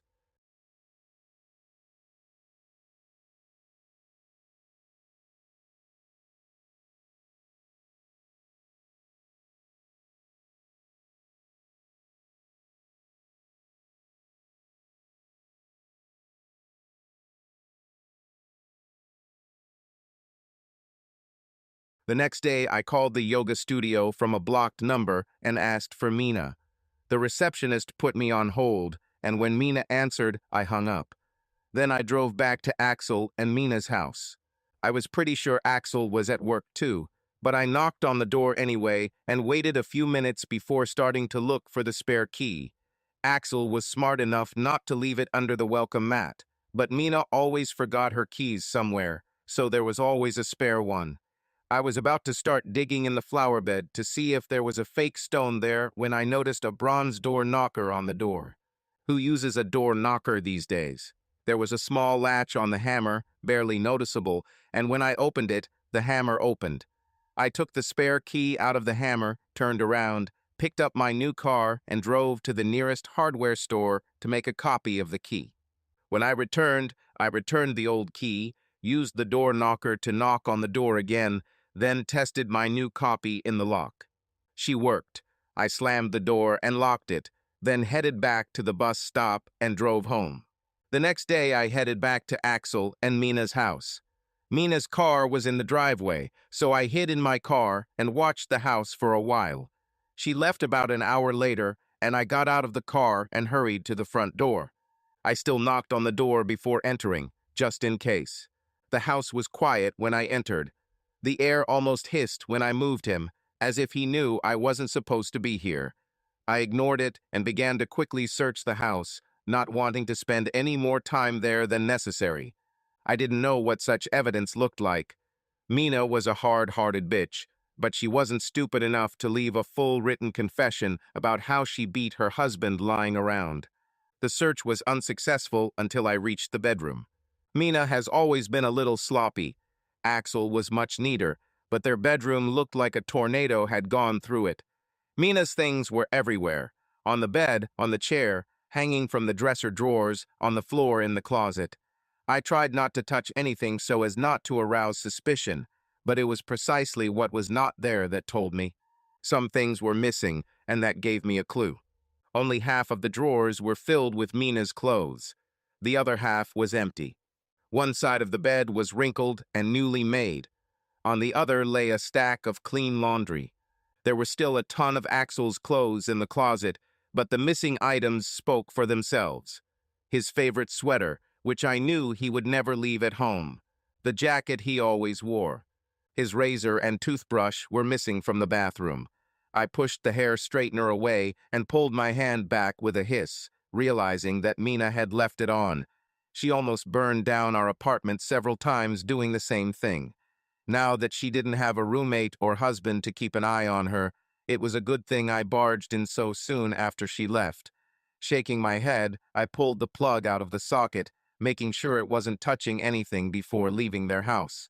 I found no evidence of Mina's mistreatment of him, but I was absolutely sure that Axel no longer lived at home. When I returned home that night, I didn't know what to do with the information I found. Of course, Axel didn't live there, but I didn't know where he was. I didn't have any more real information than I did this morning, and if he didn't live there, I wouldn't be able to see anything from watching from the car like I planned. And after all that work to make sure my new cheap car didn't look suspicious on their street, it was easy enough to figure out where he was. I knew where Axel worked. I knew what his car looked like. He didn't know what my new car looked like. All I could do was wait in the parking lot until he got off work the next day, follow him a few cars behind, and continue past the hotel he was staying at. When I got home, I called the hotel, asked for his number, and muffled my voice through my shirt, changing my accent, asking if it was room 492. "No, it's 238, he answered quietly. "Sorry to bother you, monsieur," I said before hanging up. Light. The next day I dressed carefully. I had one of Blaine's shirts, one I'd borrowed a few months ago when I was late and rushing to work after spending the night at his place. I put it on, tucked into my jeans, and went to Mina's yoga studio. Her car was in the parking lot behind the building, so I parked down the street and walked confidently through the front doors. "Welcome to Shanty Yoga," the girl at the reception desk, dressed in a sports top, pleasantly greeted me. "Our class has just started, but the next one is in 45 minutes. Actually, I came to Mina," I said. She smiled. "Certainly, I'll call her." Before the girl could grab the phone, it rang.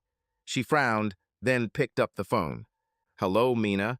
Do you have—" She paused, listening, then looked at me fearfully. Okay?" She hung up and bit her lip. "I'm very sorry, but she said you'd better leave." I laughed. Are these her words? The girl didn't say anything, but I knew that Mina had expressed herself completely differently. I looked at the camera behind the counter and smiled, waving my hand in her direction. "Tell her that Cecily wants to talk to her. This is urgent." I left as requested, taking out my phone and fumbling with it as I turned around the building. I walked about 10 meters down the alley when Mina jumped out the back door. "How dare you?" she hissed, walking towards me. "This is my business." I put the phone in my shirt pocket and shrugged. "When did Axel leave?" She stopped, looking at me. "Who told you?" I shrugged again.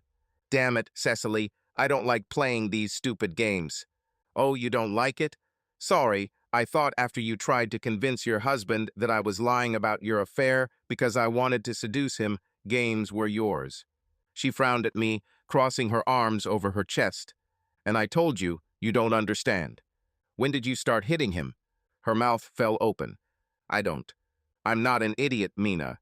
At first, I thought he had a fight with Blaine, but those scratches. Blaine hits. He hits really hard, you know. It doesn't scratch." She looked at me for a long time. "You do not understand. Why did you hit him?" "I did not want to," she hissed. I got angry." "But you hit. You didn't mean to, but you hit him." "Come on. I hit him. And he should have hit me back. But he didn't. He couldn't. He would never lay a hand on me. And that made me even angrier because his damn morals wouldn't allow him to. He let me hit him and scratch him and yell at him, and he didn't even try to fight back until you came with that bruise on your face and told him I slept with Blaine. Why? Because he's a coward. She suddenly laughed.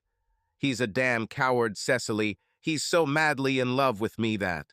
Well, you should know you're just as in love with him. I remained silent as she laughed again, shaking her head. It was just a mistake, you know. We were arguing and I got so angry. And he just looked at me after I hit him, like a wounded fucking puppy. I felt so sorry for Cecily. I cried and told him to leave, but he didn't leave. And then the next time I hit him harder, and he still just stood there.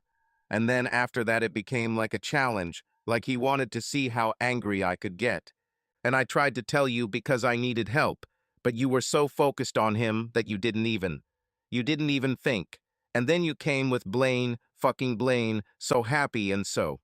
She choked on sobs. I didn't want him to leave. I just wanted him to be a little more courageous, to stop forcing me to do this. Become more courageous? I repeated, trying not to show my disgust. Hitting you won't make him a man, just as your hitting him didn't make him a man. She shook her head. I know this is not normal. I know it's fucking crazy, okay? I know. So why did he leave? He will return.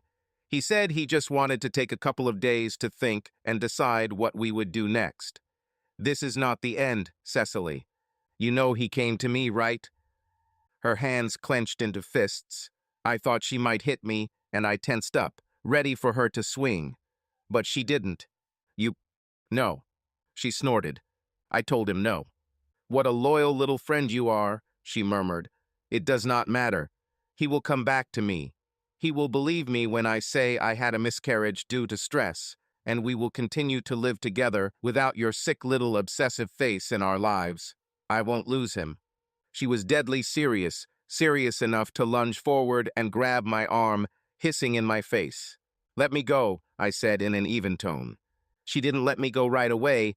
Then she seemed to remember that I wasn't Axel, that when Blaine hit me, I fought back, and she let go of my hand. You don't deserve him, I said. I thought you deserved it. I thought, if not me, then at least you. But you were never the person I thought you were, right? You've been a fake all along. It's not my fault, you're a fucking crazy idiot. I laughed. No, probably not. She looked confused, then worried, then truly scared as I continued to laugh, shaking my head as I walked away from her down the alley. Your French accent needs work. I shrugged. I could point that out too. Axel snorted and opened the door wide. She's not pregnant, I said when he closed the door. Axel nodded vigorously. I guessed it. When did you find out? 3 days ago. He hesitated, the question of why I waited hanging on his lips, but then he just nodded and shrugged. I'm sorry she hit you. His jaw clenched. The bruises on his face are almost gone, the scratches barely visible on his smooth skin. Why did you come, Cecily? His voice was not harsh, just tired. Telling you that she's not pregnant and that you shouldn't go back to her. And what's next? She'll tell everyone that I hit her, that I cheated on her, that... Hell, she can probably blame me for losing the baby. The ice in his eyes disappeared, replaced by ordinary melancholy. Who will they believe? She doesn't need evidence to ruin my life, and I would need a mountain of evidence to even raise doubts that she's telling the truth. So you will come back. He sighed and shrugged. Yes, maybe. You know better than anyone how. I mean, 2 days, and she's already turned everyone against you. I nodded and looked down. This is all? He asked. Again, not friendly, just tired. Maybe. Can I apologize? I looked into eyes full of sadness, into eyes that carried regret, eyes that looked at me cautiously as they stood in front of me. Eyes that I loved, eyes that I couldn't be angry with, eyes that would never look at me the way they looked at Mina. Although, perhaps it wasn't so bad. You already apologized. This is not enough. I'm sorry. He swallowed hard, his throat muscles tense. I shouldn't have. I mean, what I did was terrible, and what I said was even worse. I'm sorry. You weren't completely wrong. He seemed to have no answer. She said she would ruin my life and yours if I told you that she faked the pregnancy. I'll pretend to be terribly upset when she loses the baby. I wanted to ruin her life for what she did to you." He chuckled, a small smile playing at the corners of his lips. "I'll get back to her, so if you could, don't do it. I would appreciate it." My heart began to beat in my chest. Can I, at least? What? He didn't look when I looked up at him, trying not to sound as desperate as I felt, trying not to look pathetic and failing. If he wasn't going to leave her, I couldn't hurt her without hurting him. I had one option, one small possibility of revenge, a tiny needle prick instead of a sword strike, but revenge still. "Will you sleep with me, please?" His neck snapped towards me, his mouth fell open, and I shifted awkwardly. "Or not," I whispered. "It's just, I'm sorry it was. I shouldn't have." "Sorry." Axel looked mildly amused, raising an eyebrow as I stuttered. "I thought you didn't want to be part of my wife's punishment." "I have changed my mind." He took a step closer. "You said you felt like I was using you, like an object." I trembled and shook my head. "You said that I became a different person, that you don't want this person. I think we've both changed, and I want to." He stood in front of me, inches away from me, and I had to tilt my head back to continue looking into his eyes. "Would it help if I told you that I always thought you were beautiful, even long before you introduced me to her? It is nice of you." "It's true," he whispered. "Why do you think I always asked you to hang out or go out for drinks?" My heart began to beat, sank, beat again, and then sank. "Don't tell me that." He raised his hand to my face, pushing the hair away from my cheek. I shuddered involuntarily. The coldness of his fingers almost burned my hot skin. "It shouldn't hurt you. I just want you to know that this isn't just because of her. I want you." I still thought he was lying, although I didn't know whether he was lying to me or to himself. Whatever it was, it didn't matter. That was enough, and I let him lift my face to his and kiss me again. His lips were soft, much less insistent than the hot, demanding kiss we shared in my basement, and I kissed back breathlessly. After a few moments, it was no longer just kissing. I wrapped my fingers in his hair and kissed him like he was oxygen. He grabbed me around the waist and pulled me towards him, inhaling sharply when I bit his bottom lip. Then he led me, pulling me forward, guiding me towards the bed. I looked at his body as it was finally exposed to me. His skin was perfectly clean, smooth and pale. He was athletic enough, not too muscular, but just enough that I could see the outline of his muscles on his chest and stomach. Axel let me look at him, let me enjoy the sight of his naked body before he pulled me close to him again. I was almost hesitant to touch him, as if he might evaporate into a cloud of dust the moment I touched him. One palm touched the hard flesh, the other mirrored the movement, and I ran my hands down his chest and ribs to his stomach. He laughed as I exhaled softly, the sound of admiration accompanying the air that escaped my lips. "Will you show me now?" he asked, and I nodded. He slowly lifted my shirt, revealing me like a piece of art, like a statue on her debut. "Damn," he whispered. I felt the color flood my neck and rise higher. He was obsessed, completely obsessed. I was obsessed, completely obsessed. He was mine at that moment. I needed it. "Axel," I whispered. The only answer was a muffled rumbling. "Cecily, are you sure?" "Yes." There was a pause, a moment of reflection. "And you?" "Yes," he said firmly. I whispered about the things I imagined about him. I told him how surprised I was to see his body, that it was better than I imagined, that I could never get the image of him out of my head. My voice wavered as I continued. "I'm sorry. I'm really sorry. It's wrong, it was never right, but I can't handle it." I couldn't tell him that I loved him.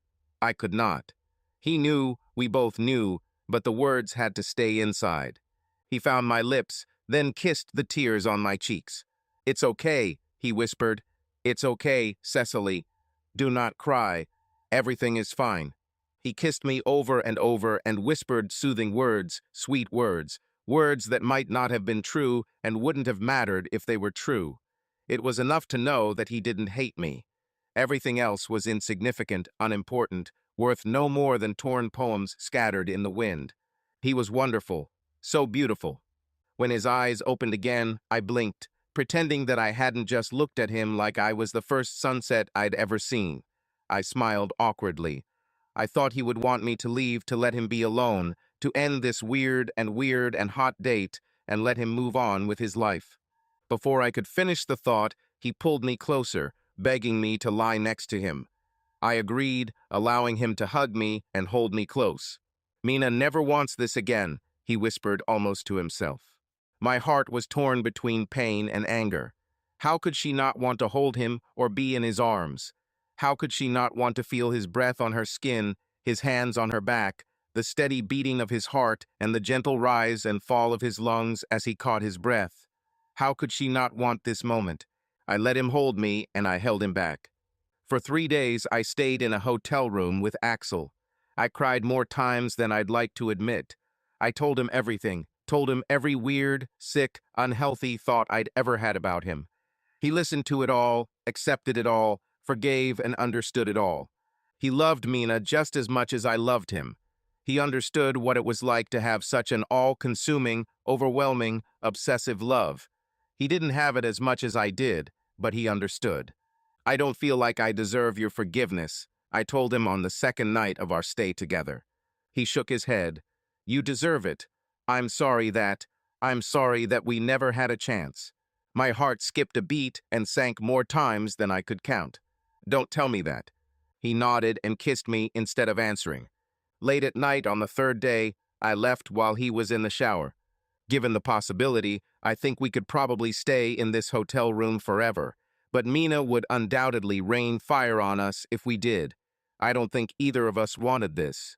After some slow and passionate lovemaking, I pretended to be asleep while Axel got up to take a shower. Then, despite my promise to him not to ruin Mina's life, I got dressed, packed my things, and burned her to the ground without even leaving the room. Cecily Larch?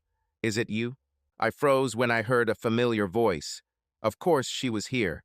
Of course, today, of all days, Natasha entered the same coffee shop as me, positioning herself between me and the exit, locking me in with no way to escape. "Natasha," I said without much enthusiasm. "Hello." "Oh my God," she exclaimed and rushed towards me. I got ready, but she hugged me carefully. "How much time has passed?" "What, 6 months?" 8, I think." "Wow," she breathed, looking down. "So." I said nothing, looking at her as her words hung in the air, feeding off the discomfort of her waiting for my answer. "So," she repeated, you look good." "Thank you." "Oh, sit down, have coffee with me, let's catch up." "Catch up?" I repeated. "The last time I heard from you, you told me that I was a terrible person for what happened to Mina, and that I should consider checking myself into a mental hospital before I actually hurt someone." She laughed awkwardly. "I, was wrong. Please, Cecily, let me apologize." I shrugged and turned around, settling down at an empty table. I didn't have much time. Natasha hurried to order coffee and sat across from me before I could change my mind. As soon as she did this, the questions began. "What have you been doing lately?" "I work, mostly. Not in the art store anymore." "No, I work in a publishing house. Proofreader." Natasha chuckled, her eyes flashing. "Congratulations. This is a step forward, eh?" I shrugged. "Are you, dating anyone?" "No." Another chuckle, this time more thoughtful. I knew the next question before she even thought about it. "So, what really happened to?" "I suggest you ask Mina," I interrupted. Natasha sighed, trying to maintain her pleasant facade. "I know what Mina said, and I know what Axel said too. They insist nothing happened, but if anyone knows why they got divorced, it has to be you." I looked at her, letting the words drown. "Divorced?" Natasha stared back. In another life, her look would have made me feel stupid. I didn't care in this life. "Yeah, I think it was formalized. Last month, maybe a month earlier." This was news to me. I swallowed hard, trying to keep my face neutral. "This is truly amazing," Natasha continued. Rumors said that Mina was pregnant and lost the child, and then filed for divorce a week later. But she categorically refuses to talk about it, and Axel, well, he doesn't communicate with anyone much at all.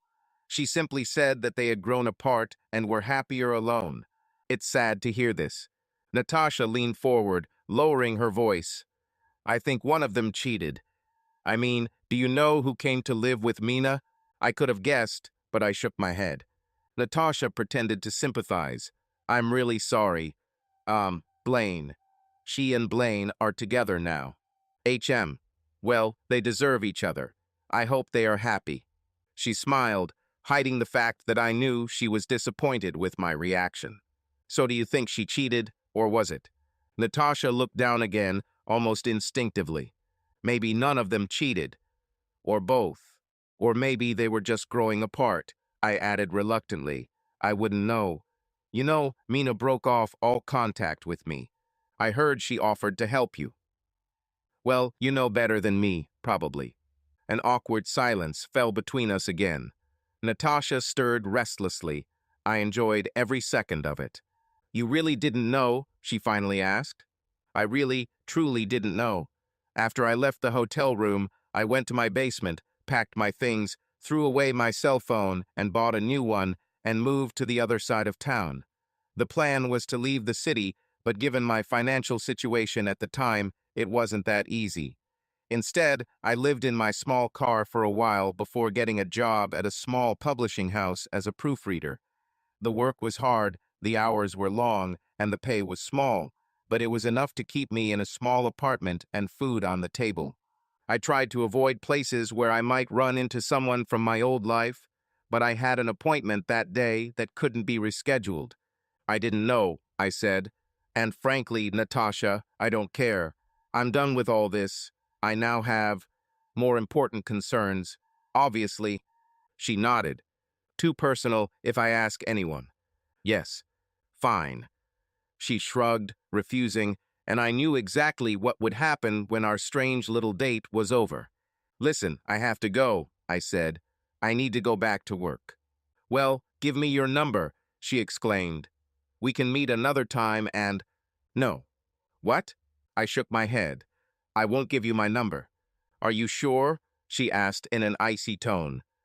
I might give it to Axel, since you might finally have a chance with him. I laughed so loudly that tears came to my eyes, so loudly that other people in the cafe looked at us out of the corner of their eyes, and Natasha looked slightly shocked. No, I finally said, calming down. Thank you, Natasha. I would say it was nice to see you, but, well, I shrugged and left the cafe. I'm not a gambler, but I could probably become a rich woman if I bet that she was already on the phone with Mina before the cafe door could slam behind me. Thinking about Axel on the way home. Well, more than usual. These days his presence was constant, but I kept him in the corner of my mind. I built a greenhouse there, one with brick walls and encased in glass, raised above the floor of my mind, and there were the weeds of my love for Axel. I am disappointed. Not because they got divorced. I was delighted, glad that he got out, that he did not return to her, that he was freed from the whirlpool that was Mina. I knew better than to get my hopes up, that this meant I, as Natasha put it, finally had a chance with him. Axel already had one broken, crazy woman in his life. He didn't need me. No, I was disappointed that he let her go so easily. I was actually angry. Mina almost destroyed him, manipulated him into someone new. She flooded him with her essence, extinguishing his fire, carving his ice into someone else she could control, someone who was no longer the beautiful, perfect person he was. Was he happy that she said they were growing apart? That they divorced because they were unhappy together? That she lived in the house they bought together with the man she slept with when she should have been faithful to him? I couldn't understand how he could let everything she did go away, how he could remain silent about what she did to him. Morals and ethics, I thought. Maybe this is what normal people do. Still, I was seething about it. When I left the hotel room, leaving only a USB drive containing a recording of my conversation with Mina and a note apologizing for not telling him about the recording before he spent 3 days making love to me, I assumed that Axel would thirst for revenge.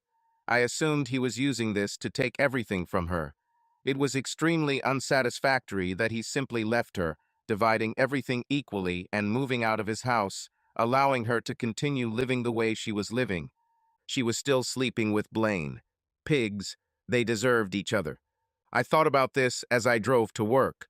I hadn't planned on informing Mina of my little revenge, intending to keep it to myself, but maybe when all was said and done, I'd send her a message. Again, this would mean that Axel would find out too, although I had a suspicion that he would soon find out, thanks to stupid, nosy Natasha. It was about 2 in the morning when the thought occurred to me that maybe Mina was stupid enough to use the same password she used when we were roommates. She didn't use it, at least not for her email, but it made me wonder if she forgot to change the locks after Axel moved out. Probably not. Axel had moral principles. If he couldn't even use the recording I gave him, the likelihood that he would do anything devious with access to what was once his home was low. And I still had the key. I lay in bed dreaming of great, big ideas of what I could do with this little key. I could be petty and change the places of things in their house. I could be a criminal and rob them. I could go full crazy Cecily and burn the damn place down. Everything was possible. In the end, I decided to plant evidence of cheating to see if I could get Blaine and Mina to break up too. It wasn't very original, but it was simple enough and probably effective. I had time constraints, so I couldn't afford to make two big plans. I slept peacefully the rest of the night, waking up cheerful and cheerful in the morning. I was cheerful at work, so cheerful that some of my colleagues asked what was wrong with me. I read through stacks of pages and left on time at 5 o'clock, waving to my boss as he nodded approvingly. On the way home, I decided I wanted Chinese food and picked up a takeout order that could feed 3 people besides me. I headed to my apartment, intent on planning the rest of my revenge on Mina, rummaging through my bag and pulling out my keys as I exited the elevator and turned down the hallway. I stopped 3 doors from mine when I saw Axel standing there. He turned to me and froze, lips parted to say something, eyes not looking at me, but staring straight at me, focusing on the giant bag of food. Well, he was most likely focusing on the fact that a giant bag of food was resting on my very visible, very large, very pregnant belly. Wow, I said. Natasha wasted no time spreading this. How did you find me? It is mine, he asked. I sighed. Come in. Have dinner with me. Is this mine, Cecily? Let's at least discuss this in my apartment. His face was motionless, but his breathing was rapid, barely contained by his lungs.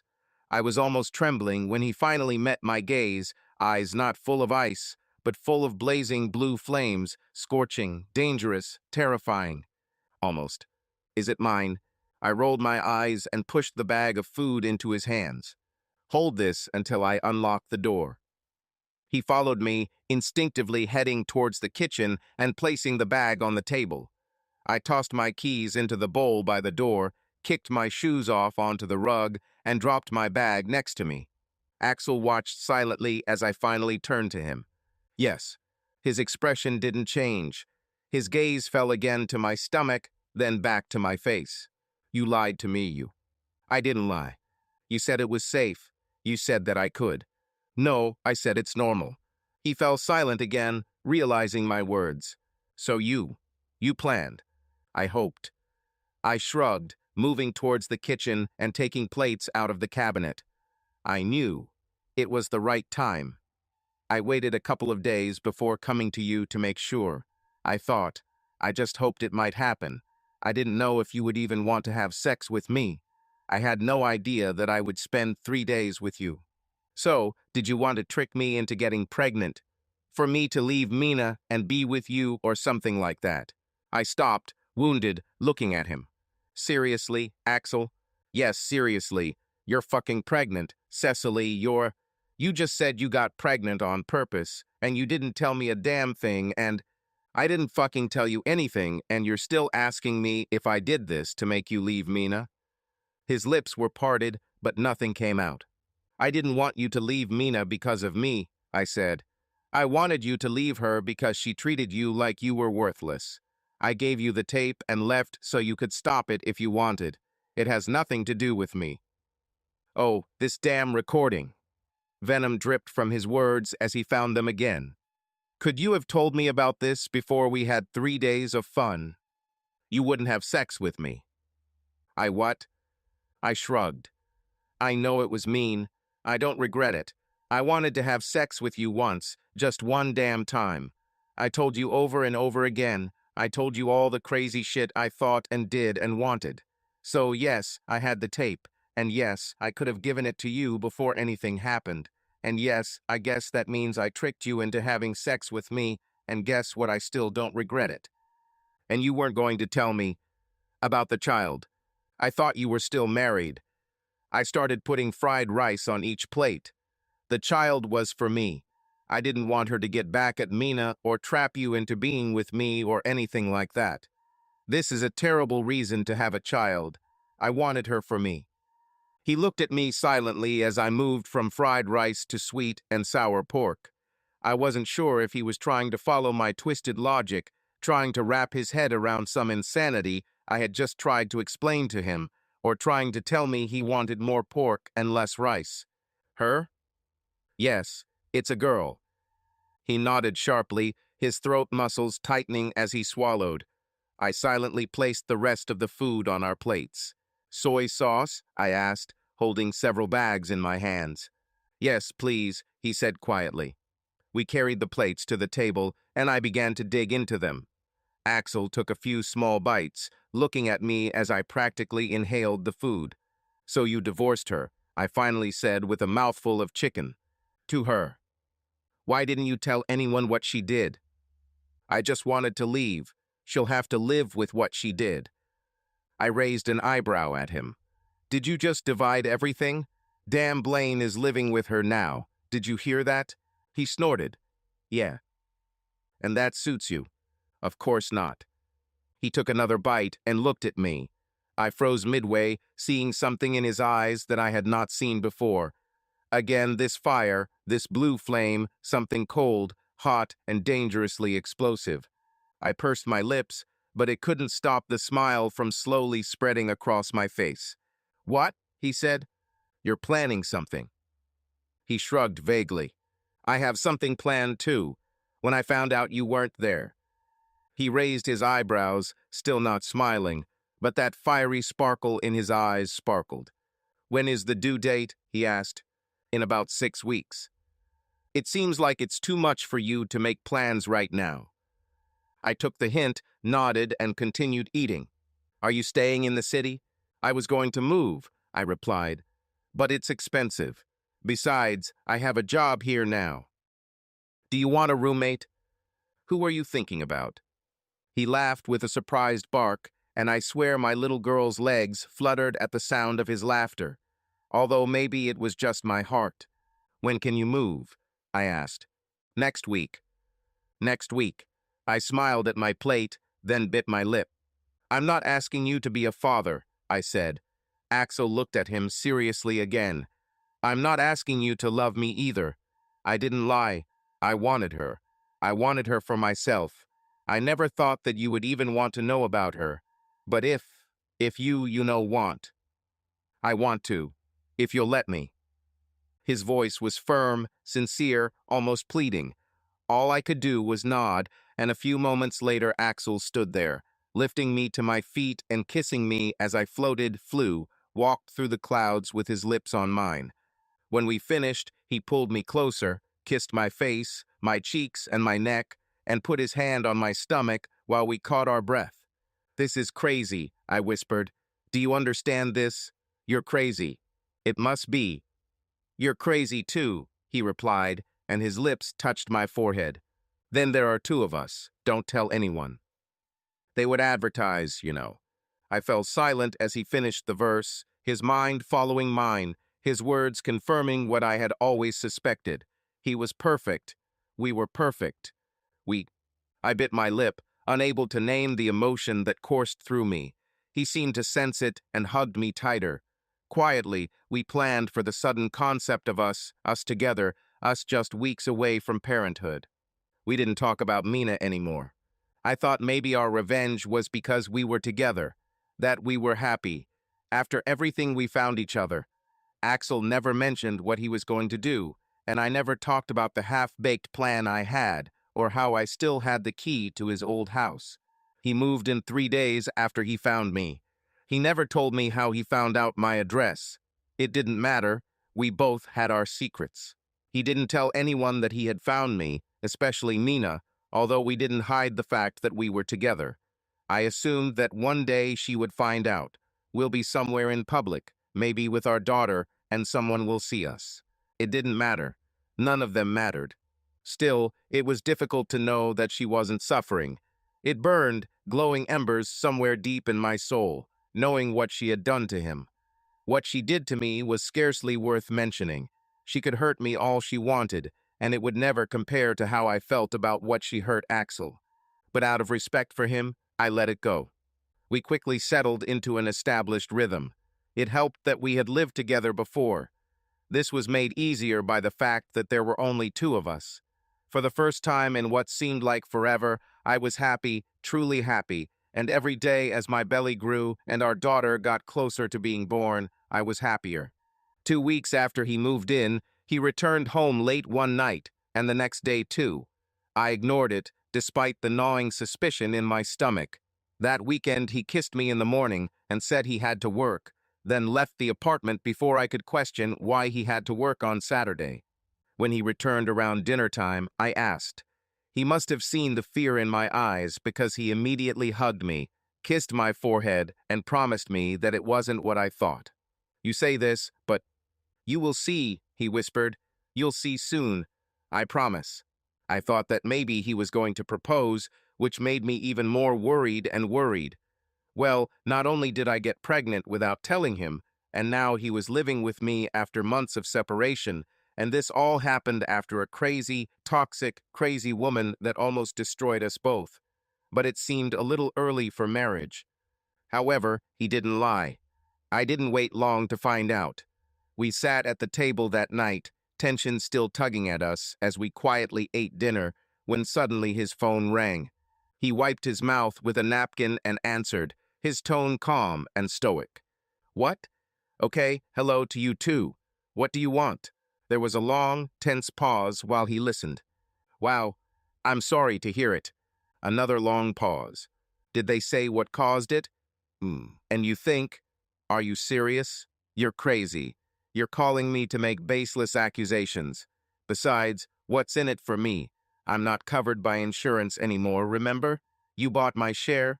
He met my gaze. No, I canceled it. It's in the contract, remember. How come you didn't take out new insurance? Well, I'm sorry to hear that. Good luck, Mina. He put down the phone and continued eating.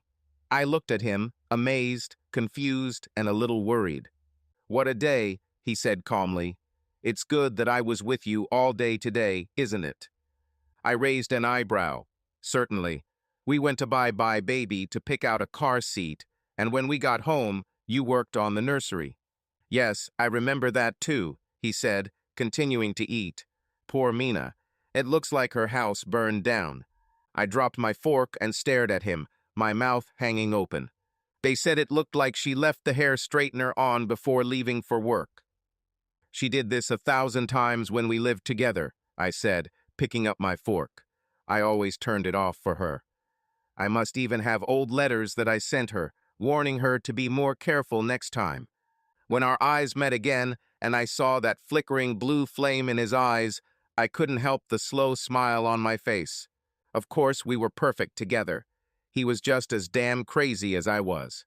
Subscribe to our channel so that your love doesn't cheat on you, and go ahead and listen to the next story, because this story is nothing compared to the next one. If you're under 18, don't even think click to the next one.